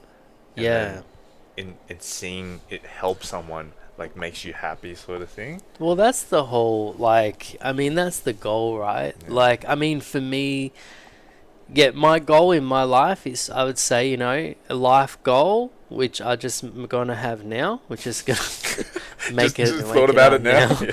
But it's You like, didn't have yeah, one before, no, you too, man. like just go with the flow every day until now. But really, the goal really is to teach. Yeah. And it's more than just hand balance. It's more than just body as we've weight talked strength. about.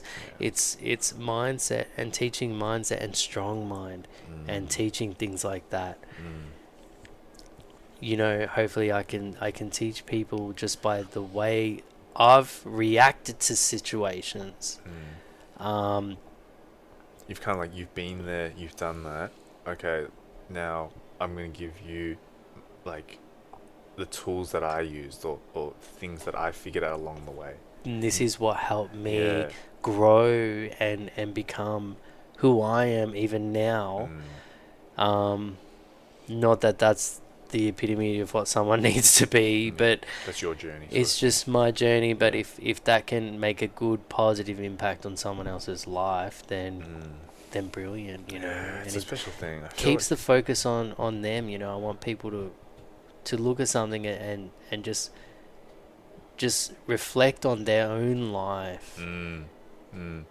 You want to help them achieve, like, I guess, content and like satisfaction in their own lives. Like, you want people to be happy with themselves, because 100%. You feel like if you can help them achieve that you're like doing your job right, sort of thing. That's it. Like, because I think that's like is that a coach thing? I don't know. Is that a coach thing? Like a mental thing. I feel it's a human thing. I feel like right down to it, like in our DNA, we're social by nature. Yeah. And that means like we exist to help each other. That's the truth. It just so happens, I don't know where along like the timeline it happened, but we ended up, you know. I think this is just because there are too many fucking people in the world these days. Yeah, I don't know. That just is it's just not like that anymore. It doesn't seem like that. It's always sort of seems like everything is competition or everything is... You're in it for yourself, like dog eat dog world. Sort of well, you sort of get taught like that's how it sort of is. And in reality, it sort of is a little bit like that with people. But, you know... I think it's why it's so important. You don't have to do that, you know. No, you don't have to. And you can surround yourself with people and connect to people that are very similar, that you want to just see grow. Yeah, man, it's a funny thing, like, I don't know. It's ironic. The world almost works in reverse. It's like the people that want to be successful the most tend to be not successful, and the people who don't care for it at all are the people who tend to get there. You know what I mean? Like, to use crazy that as an example. It's definitely I don't know. Not to say that we don't want to be successful, but it's not the goal. Like, we don't have that destination of wanting to get there. Well, the success is really where we're at already. You know, it's like it's a journey, right? Because it's the journey, right? So it's like the success is already here. It's like life's good. You're alive. Like when you woke up this morning, like I know when I woke up this morning, I was thinking, fuck yeah, it's Tuesday, let's do it. Like, got a podcast going on, mate. Yeah, man, we've got podcasts happening, so excited. Get to teach in the morning, like, 'cause I get so excited for teaching, so I'm like, I love Mondays because it's the start of the week, so it's the first day that I get to start teaching. Everyone's fresh, so I can come back smash them. Yeah. So I get super excited for things like that, and I think that's so many people, because they're so unhappy, they're really trying to find that happiness through all these other means, and I think that's why perhaps society is just where it is at, because there's this thing that we've lost along the way slightly, and that's the caring factor for other people. A lot of people don't care what other people are doing. Being empathetic, compassionate. I think the Dalai Lama says that a lot, about how like the importance of being compassionate is so rare. Like, that word doesn't even get thrown around much. Like, you know, I don't know. It's I think it's just literally like there's just too many people. I think there's a thing, you might have heard this before, where as like a biological being as a human, we only have the capacity to care for like 150 people or around there, circa. Like, it's not possible. Like, if you had a community of 150, that's like maximum number of people you can genuinely care about. And that's a lot of people. That's a lot. You know, That's a like lot of maximum people. capacity. I don't even think I have like more than 5 friends. Yeah, but it's like, yeah, That's a exactly. lot So of if you had a people. community, it's that. But somehow, like, because the population of the world is growing Exponentially. physically, we're not capable of doing that. Yeah. So you kind of have to adapt it into like doing it in another means. And I guess like this is where, like, I know social media cops a lot of bad rep for being social media, but it allows us to provide this to masses, you know? Like, you Yeah. can't have this one-on-one with, I don't know, like 1 million people. But if we're having this conversation one-on-one, which is, you know, like we're part of that 150, people get to experience that. So it's like, That's right. yeah, you're still able to pass on what you would to the 150 now in a bigger sense. It's, but you know what I mean? It's like, just keep that compassion in mind, though. Just because there's too many people doesn't mean you have to fucking go around treating everyone like assholes, you know? Yeah, that's exactly right. Like, yeah, cool. So now I've got like 1 million people following, so it's Yeah, you and lose it's that like, compassion. But it's like, yeah. if you knew that this was only going to go to 5 people, you'd be thinking about the 5 people Yes. watching it. And so Yeah. I guess there's like, when I do put something up, I do think about people. When I do say certain things to people, students or friends or family, I'm thinking about what I'm saying, how it's going to impact their life. Yeah. Or am I going to hurt their feelings saying it? Or, you know, these things are things that run through my head. Being mindful. Just being completely mindful Yeah, of where yeah, it's going. Yeah. Showing that compassion is, I mean, you've got to be mindful I think that's what makes us human. of your audience, or you got to be mindful of who's actually watching. Yep. Because you want a positive impact, Yep.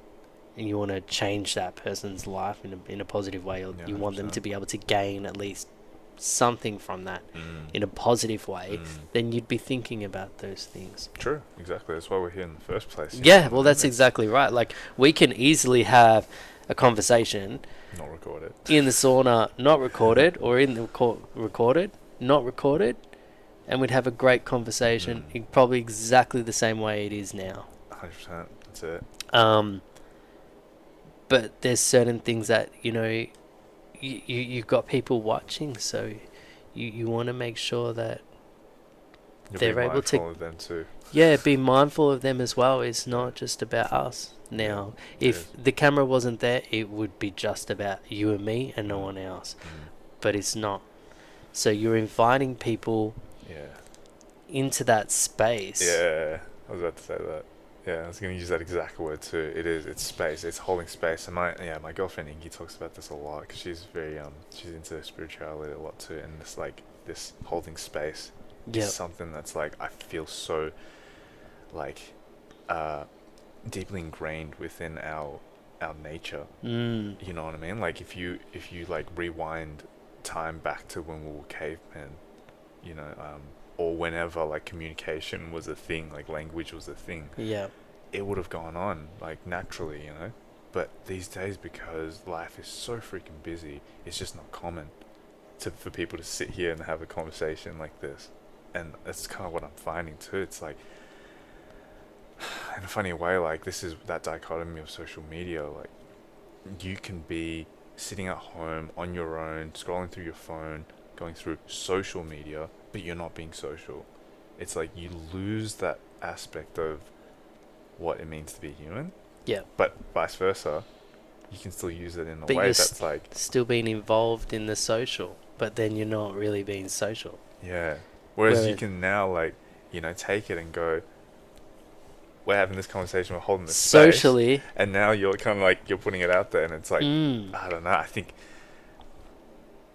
yeah, there's like different ways to use it. You just got to use it in a way that like I think at least makes you feel like good about yourself, you know? Yeah, I mean, if you're not feeling good about yourself, like I've said to people, I've said to students, you need to get off social media, and they're probably thinking, oh gosh, here he is going on again about something, right?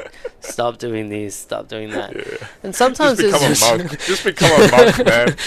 Go sell everything. Go move up to the freaking bushes, man. Do handstands all day. Man. See, I'm still happy because, still get to do the dream, still get to follow the passion.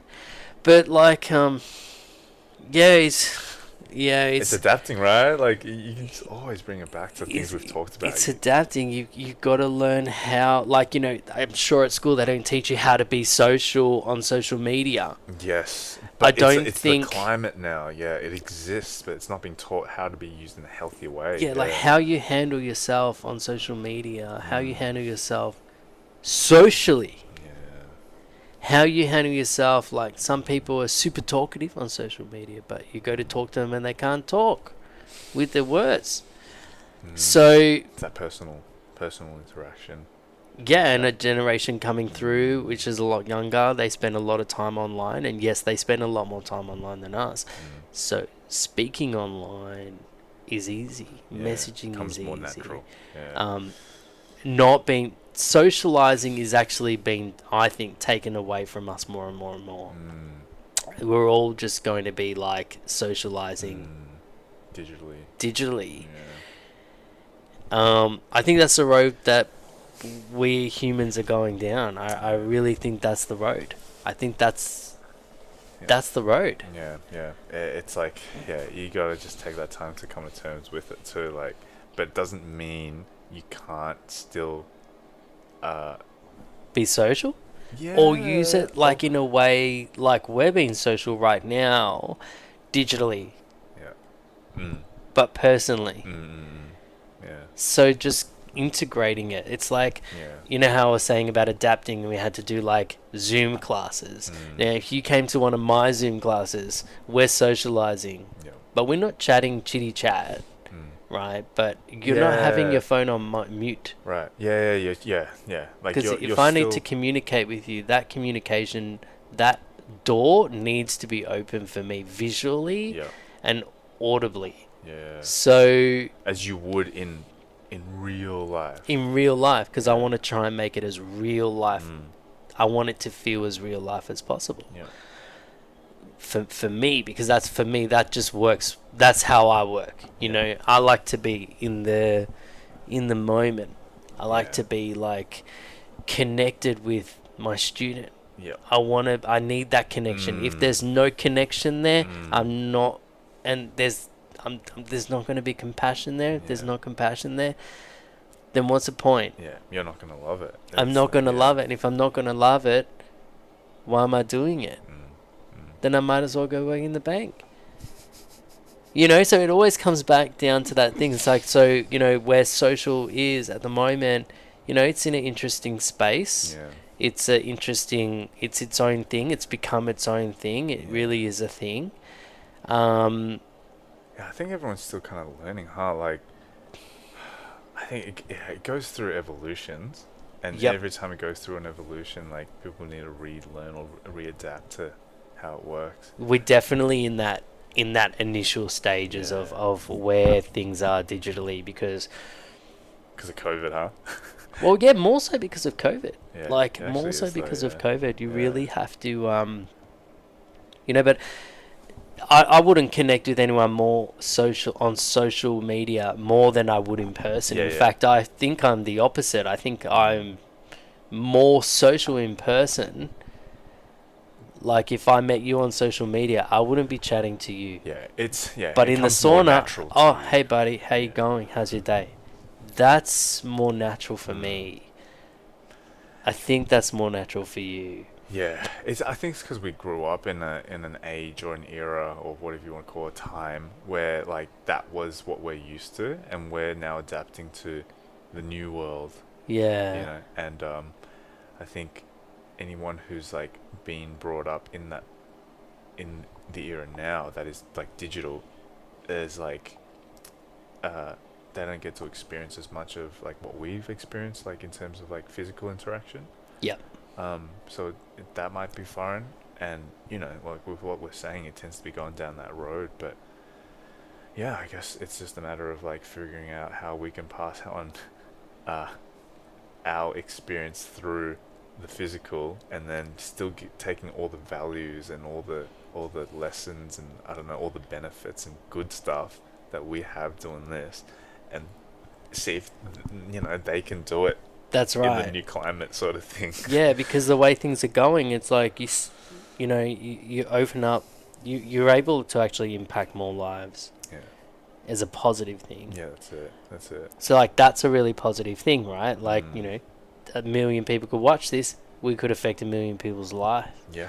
Now that's 1 million people that could be affected not in a different way. So or even one, it doesn't matter. Even if it doesn't even matter, that's right. As if it's opposed one to person, if we were to have this and technology didn't exist, social media didn't exist, it'd just be us two, like you said, And we still both have a lot to grow from that. So it's that still impact our lives. Yeah, it's true. Yeah, it all. Like I love having conversations with so. you, because I definitely feel like I'm not the only one that feels the way I feel. Yeah, you feel like I feel more normal, like definitely feel more normal.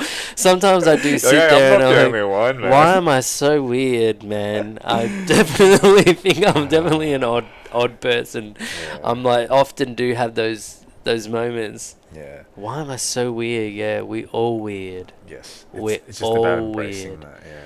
And if you can find and you can interact with people that you have those common interests with, and you share the same values, then hold on to that, because that's what's important to you, that's what's important to them, that's what brings you closer together through, say, a passion or whatever it is. Could be anything, man. It could be it could be anything, but like that's where social media in a way is so good, because if I wanted to find a friend that handstanded too, you can do it. You can do it. Yep. You can find someone who loves handstand just like you do in Canada. Yep. And connect, 100%. And connect, you connect digitally. Like, I think that's an important kind of distinction. It's an important distinction to make, that making connections digitally can be just as meaningful as physically. It's just that we're moving now into a more digital era, that like we said, the physical connection is slightly being lost. But that's the importance of then like now passing that on, because I think what you gain out of physical experience or physical interaction with someone is, like you said, not something you can do through digitally. But if you could apply the same kind of like values and benefits that you could gain out of it and now adapt it into a digital, theoretically it's like just as good, and now you can, but it's like broadened it. And I like, think, and that's foreign. This is, I mean, when we're kind of exploring this right now, it's like we're kind of just figuring out as we're talking. We're just working it out. Yeah, it's this is where conversations get interesting, because it's like nothing you know about, nothing I know about, and we kind of just talk together about this thing we don't know about. And we're like, where's it gonna be in a year? Who knows? And like COVID definitely made that more of a thing. Yeah. A technology like solidified it again. 100%. It was like, okay, COVID hit. It's a do or die situation. What happens to the world? This is what happened. We just keep going. That's what happens. We just keep going. Look. Yeah. We keep going. We adapt, and the ones that don't adapt, and I know this sounds so bad, but I'm just going to use it because I say it, and I say it to my class. If you don't adapt, you die. It's true. And it's true. Just We've seen a lot of businesses go under.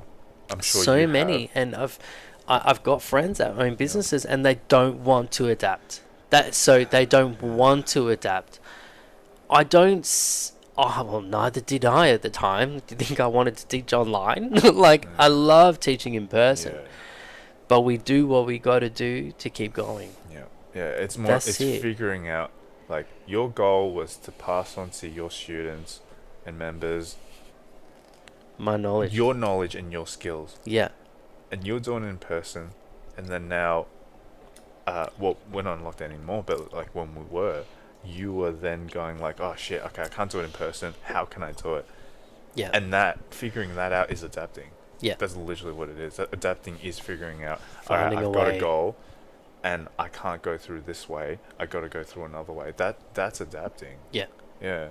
And figuring it out, because it's like a fucking maze. You don't know. It's not like, oh, take this path and you go down there. It's like, all right, take this path until you hit like a dead end, and then figure out from there again. And that's why it's so important to fail. Like, and so I was actually having this conversation with one of my students about, you know, COVID. COVID really like handstanding like got us real ready for COVID.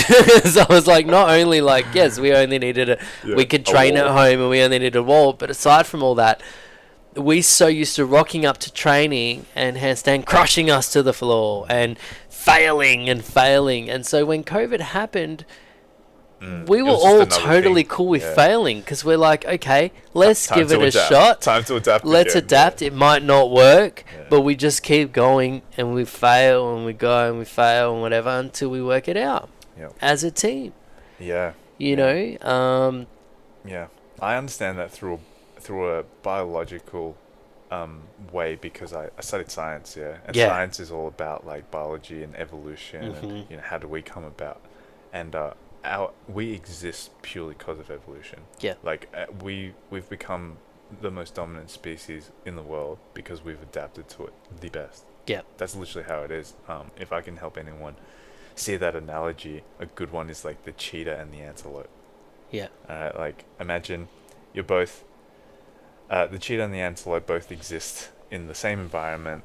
The cheetah has to catch the antelope to survive, because it's got to eat, and the antelope has to get away from the cheetah to survive, otherwise it's going to get fucking eaten. So let's say it's all pretty much even, but then there's like one cheetah that happens to have a mutation in his gene to be a little bit quicker, and he's fucking up all the antelope. The antelopes are like, oh shit, but in the antelope there's a dude that's like slightly quicker than all the rest of the antelope.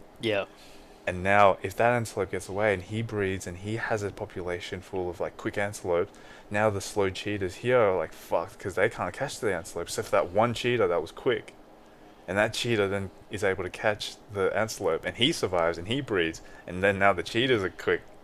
And then it keeps going. Those other cheetahs need to lift their game. Well, but if they can't, the one that survives is the one that passes on his gene. Because his gene is the quick gene, or quicker gene. The next population of cheetahs is quicker, and that's why cheetahs are so quick, because they're adapted to be quick. So they didn't die, see?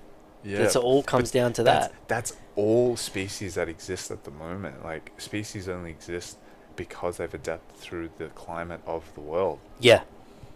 Or the climate of their immediate environment. And whatever it is, they've found a way to make it work.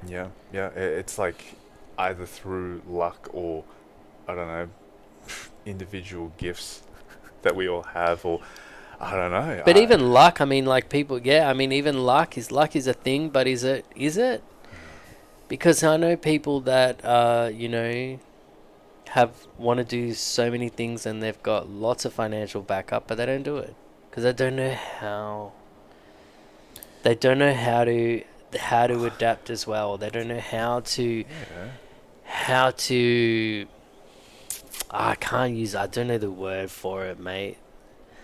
They don't know how to adapt. They don't know how to switch their mindsets. Yeah, it always comes down to that. Yeah, but that's what I mean. Is that a luck thing then? The fact that you got it and the next guy didn't. What's that? Well, it's just hard work. Yeah, but what made you want to work hard? Passion. But what gave you that passion? Don't know. Just is there. It's got to be luck, right? It's like fate. But what is fate? Isn't fate like when luck meets opportunity or something like that? Or like opportunity. What was it? When opportunity or luck meets I don't know. Hard work or something. I don't know. I know hard work real well. Like, that's one that I know real well. Preparation. I think it's preparation. When preparation meets opportunity. But how do opportunities come about? Isn't that a luck thing? You can create your own opportunities too, you know.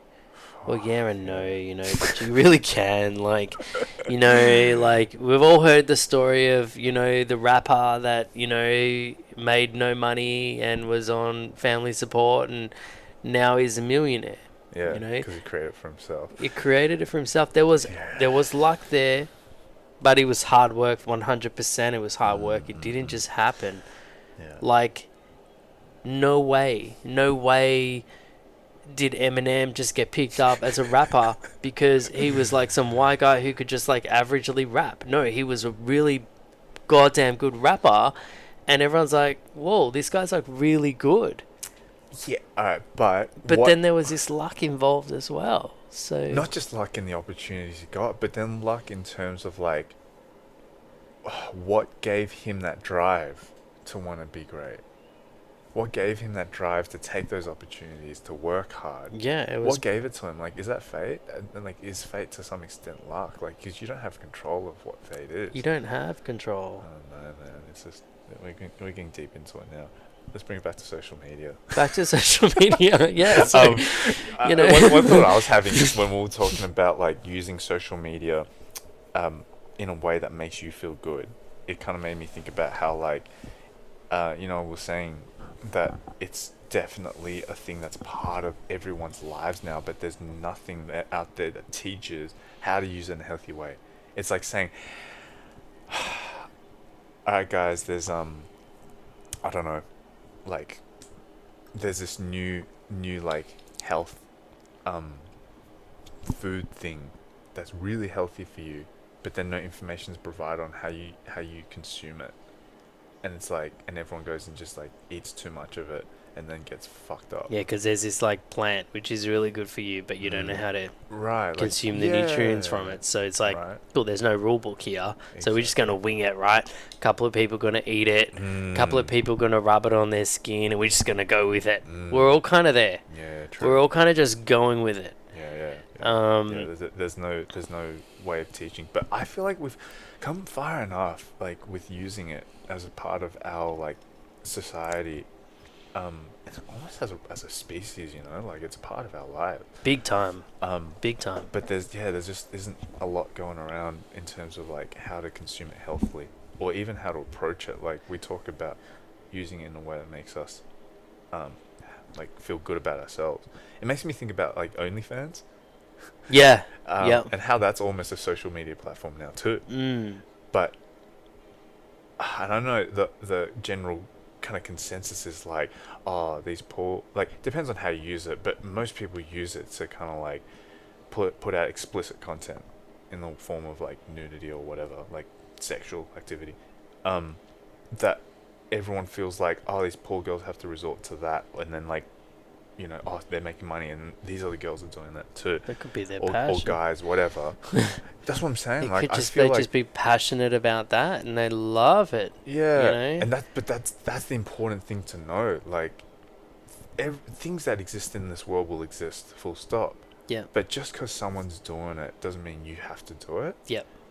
And at the same time, like, contrary to that, if everyone frowns upon it, doesn't mean you shouldn't do it either. You just have to go with your gut. Go with your gut. Go with, like, how do you actually feel?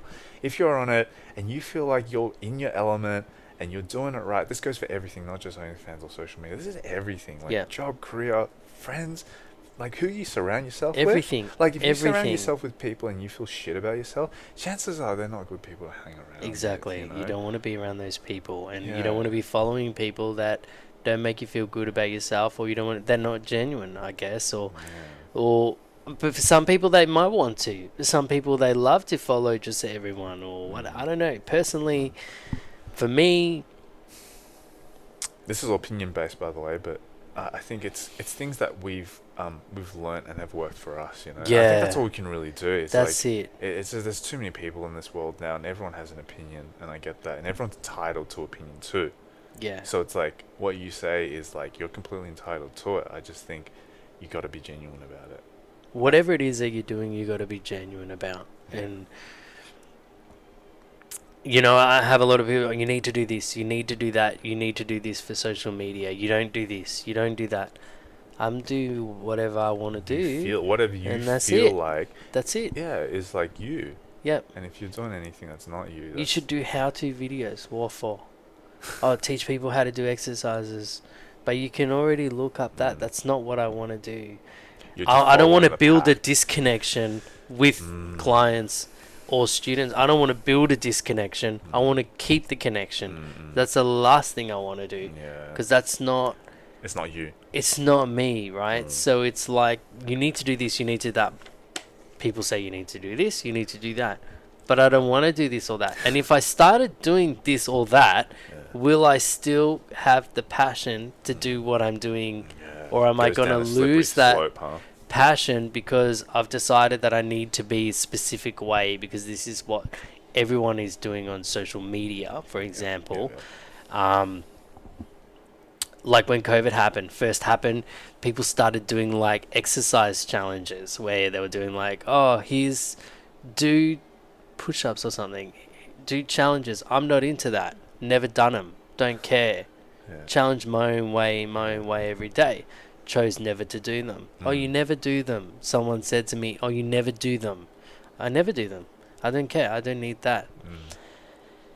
How I use social media, then am I going to become one of those people that's negative and doesn't go with what everyone else is like? I don't want to play at school with everyone. Am I going to become... Does that sort of make sense? It just sort of brings that environment back. And yeah, you've got to keep your value. As a kid, if you didn't want to go play basketball with the kids, you didn't have to. You didn't want to. You could sit there and you could do that. Social pressures, huh? Like, social pressure's still peer there. pressure, but it's like, I guess it's even extended to the point now where it's like digital too. It's like not just the people in your life physically, it's like through online too. So let's say like we took it back to a day and age where like social media didn't exist. Who you felt like you needed to shape yourself to be, let's say due to social pressures, was like the people that you were surrounded by. That's right. Physically. But now it's like on steroids because it's now the whole fucking world. Yeah, it's like, not you just can jump those on social people. media and there's everything on there. So where are you gonna go, man? If you're gonna like try to adapt to everyone and satisfy everyone, you got nothing left to give yourself. You know? Yeah, and then there's also like a lot of comparing too, because like you're now comparing yourself to like the most elite athlete, and you like look at yourself and go, oh, well, I'm not like that. So then you start thinking... Yeah, that's the dark side of social media. And that's a real dark side, and I see it a lot as a coach, But, oh, I'm so shit, I'm so crap, I'm like this, and everyone is like, look, fucking 15 years gymnastics. Why are you comparing? Yeah. Oh, yeah, but I can't do that.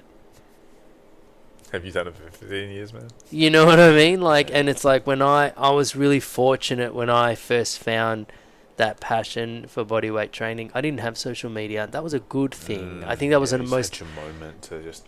Man, just be there. Be present. Be there. That was it. Nothing else mattered. On Saturday night, I was upstairs on the balcony trying to get, with the clock, longer handstand. No one knew about it. You're doing it in your own time. Doing it in my own space. Compared myself to no one. I thought I was amazing. I was like, this is so fun. I just think it's so fun. Does anyone else want to come over on Saturday night and have fun? I'm just handstanding. I don't know why, but I am. Like, well, funny enough, you could joke about it and be like, hey, come over and we can handstand together. That's essentially what you're doing here, right? You're just like, you're helping everyone achieve that, like for anyone who wants to. But at the same time, there's like benefits that you can take away from that you can apply to life. Yeah. So it's not just the handstand. It's like so many things that you've taken away from your discipline that you feel like is beneficial for your life. You want to pass on. Yeah, of course. Yeah. And just because social media didn't exist back then and like you were able to have your own time and space to do your thing doesn't mean that like just because social media exists now that you can't do it. Yeah, like that's the thing. Like I could pass on that knowledge then, and I can pass on that knowledge now. It's how I choose, and it's about adapting, right? Like if you want to pass on a message, you will pass on a message. You will pass on a message. Bruce Lee, he had a lot of messages to pass on, and he didn't have social media, and he was still able to do it. It's lasted through the ages. Everyone. I'm sure anyone watching this podcast right now knows who the fuck Bruce Lee is. Yeah, like, if you that's how much don't, of an impact. Google Bruce Lee. Like, and learn it. Yeah. But you know, his impact was not just through social media. It's not all through social media. It's the way you go about like a lifestyle, man. Yeah, like it is. everyone I meet in my life, I would love to impact them in a really positive way. So if it's the lady I'm getting a coffee from, then awesome. Yeah. You know, Yeah. and if I could talk to her about some life skills that I've learned, then or something, or just something, anything. Yeah. That's It's a beautiful thing though, like with that example, it's you help the lady who's making your coffee for you, she enjoys her work more, she gives you better coffee, and then you're like happier because you got better coffee, and then it just keeps going round, you know, like you help each other out. It's not for a selfish reason, like, oh, I'm only doing this so I can get good coffee. It's not. It's like I'm helping you, like, and then they're able to help themselves, and then they then help you back. it's like this energy that there's no expectation from it, but it's like it's just positive vibes, man. It is. It's positive. That's what it is. It's positive. It loops whoever's involved up.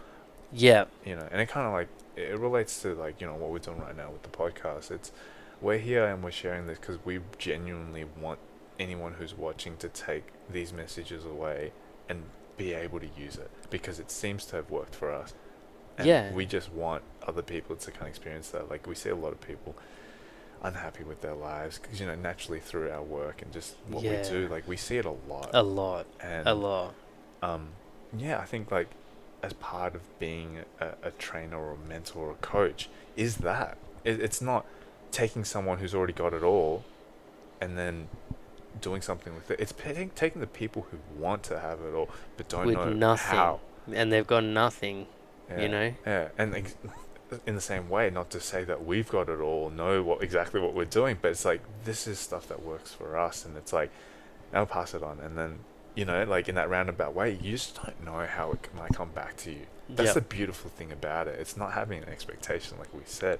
You just pass it on because you love to and you want to, and you don't expect anything back. But funny enough, you know this through experience, because I know this. Yeah. That it comes back to you. It comes back in different forms, different ways, different things, and then, you know, you'll sit back and go like that holy shit moment and I still have those moments all the time. Holy shit. Like, how did this all happen? Well, it was all just through the way the world works. You know, you just got to do good. Got to do good in this world, man. You know, because like, why wouldn't you?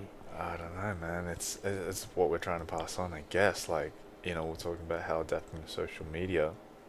How do you pass on the values and kind of like benefits of like everything we're talking about in an environment that doesn't have any of that? You know, like we almost have a responsibility, you know, like when you've been given good shit in life, it's almost your responsibility to pass it forward. It's like for you to not to, it's like bits of your soul actually get taken, you know what I mean? Like your soul slowly becomes black. Well, it's like it is like with, I think, you know, and it's like, you know, you're saying you're young, you got no responsibilities. It's good to have all that. Yeah, time to be selfish. Do it. And it's anyone who's fucking in that age bracket of 18 to 25, like, go be selfish. Go be selfish. Man. Like, you won't put that out there, yeah? Like, do you. You do you. Confident enough to say that. Don't be an asshole. No, there's a very difference. Saying. Don't be a dick to people. Don't be a nice person always, because you'd want to be a nice person, because you should just naturally want that. It's a beautiful thing, you know. I like to be surrounded by beautiful people, so, you know, that's definitely people I would want to surround myself with. But in terms of goals, like, that is your time to, like, go nut things out. Just figure it out for yourself, not anyone else. No one else. Fucking yourself. Go do just it. Yourself. Invest in yourself for these few years, and it's gonna set you up, man. Yeah, it's like a lot of You know, especially for young ones, you know, I think that there's a lot of, you know, people trying to live through other people's, like, so say, for example, someone's like, oh, look, he's doing really well. He's teaching handstand. I'm going to teach handstand. Yeah. I'm going to do the same thing. But you don't even know if you're passionate yet there, or you don't even know, like, what you're passionate about. You know, it's like, when I was concreting, I fucking loved it. It was fucking epic. Yeah. You know, who knows? Could have been doing that still. Who knows? Would I still go back to that? Hell yeah. It was fun. So I could do anything through my experiences that I've learned. Yeah. I don't know. It's a difficult one there. It's a little bit of a difficult one. But I think you need to be selfish in a way. But I think there's got to be a... Do what you need to do for you, though. Like, you know, because it's like... Yeah, I think that's what it is. It's be selfish. People see other people's happiness and they think they need to do the same thing to be happy. But they're not even being that selfish enough. Because if they were more selfish, they would find their true passion... and just go from there. Well, it could be like drawing the sky, or I don't know. I've seen so many random things, like even those people on like social media that they're like really good at like cutting paper finely, or like origami, or like they're so epically good at it. Like obviously they're passionate, right? Yeah. I'm not going to look at their page and go, oh, you know what? That's what I need to do. I need to make origami. Like, no, man. Like, it's not the situation. And I think there's that. I think there's that with social media, though. I think there's a lot of that with social media. Again, and I think that's like, you're not being selfish enough. You're actually not. Yeah, I think it's, if there's something that strikes your interest, this is how I always went about it. If something struck your interest, go fucking do it. Go try it out. And then once you're doing it, practice it. And then once you're doing it, and once you're right in it, like, think to yourself, is this something I want to do forever? You know, or do I want to keep doing this? And the moment you say to yourself, no, stop fucking doing it. Stop doing it, yeah. I think that's the trap that people If it doesn't fall bring you into. joy, stop. Yeah, to not know when to stop. And that point, and that's important to practice, because I think that's what that age range is for. Like we were saying before, to fail.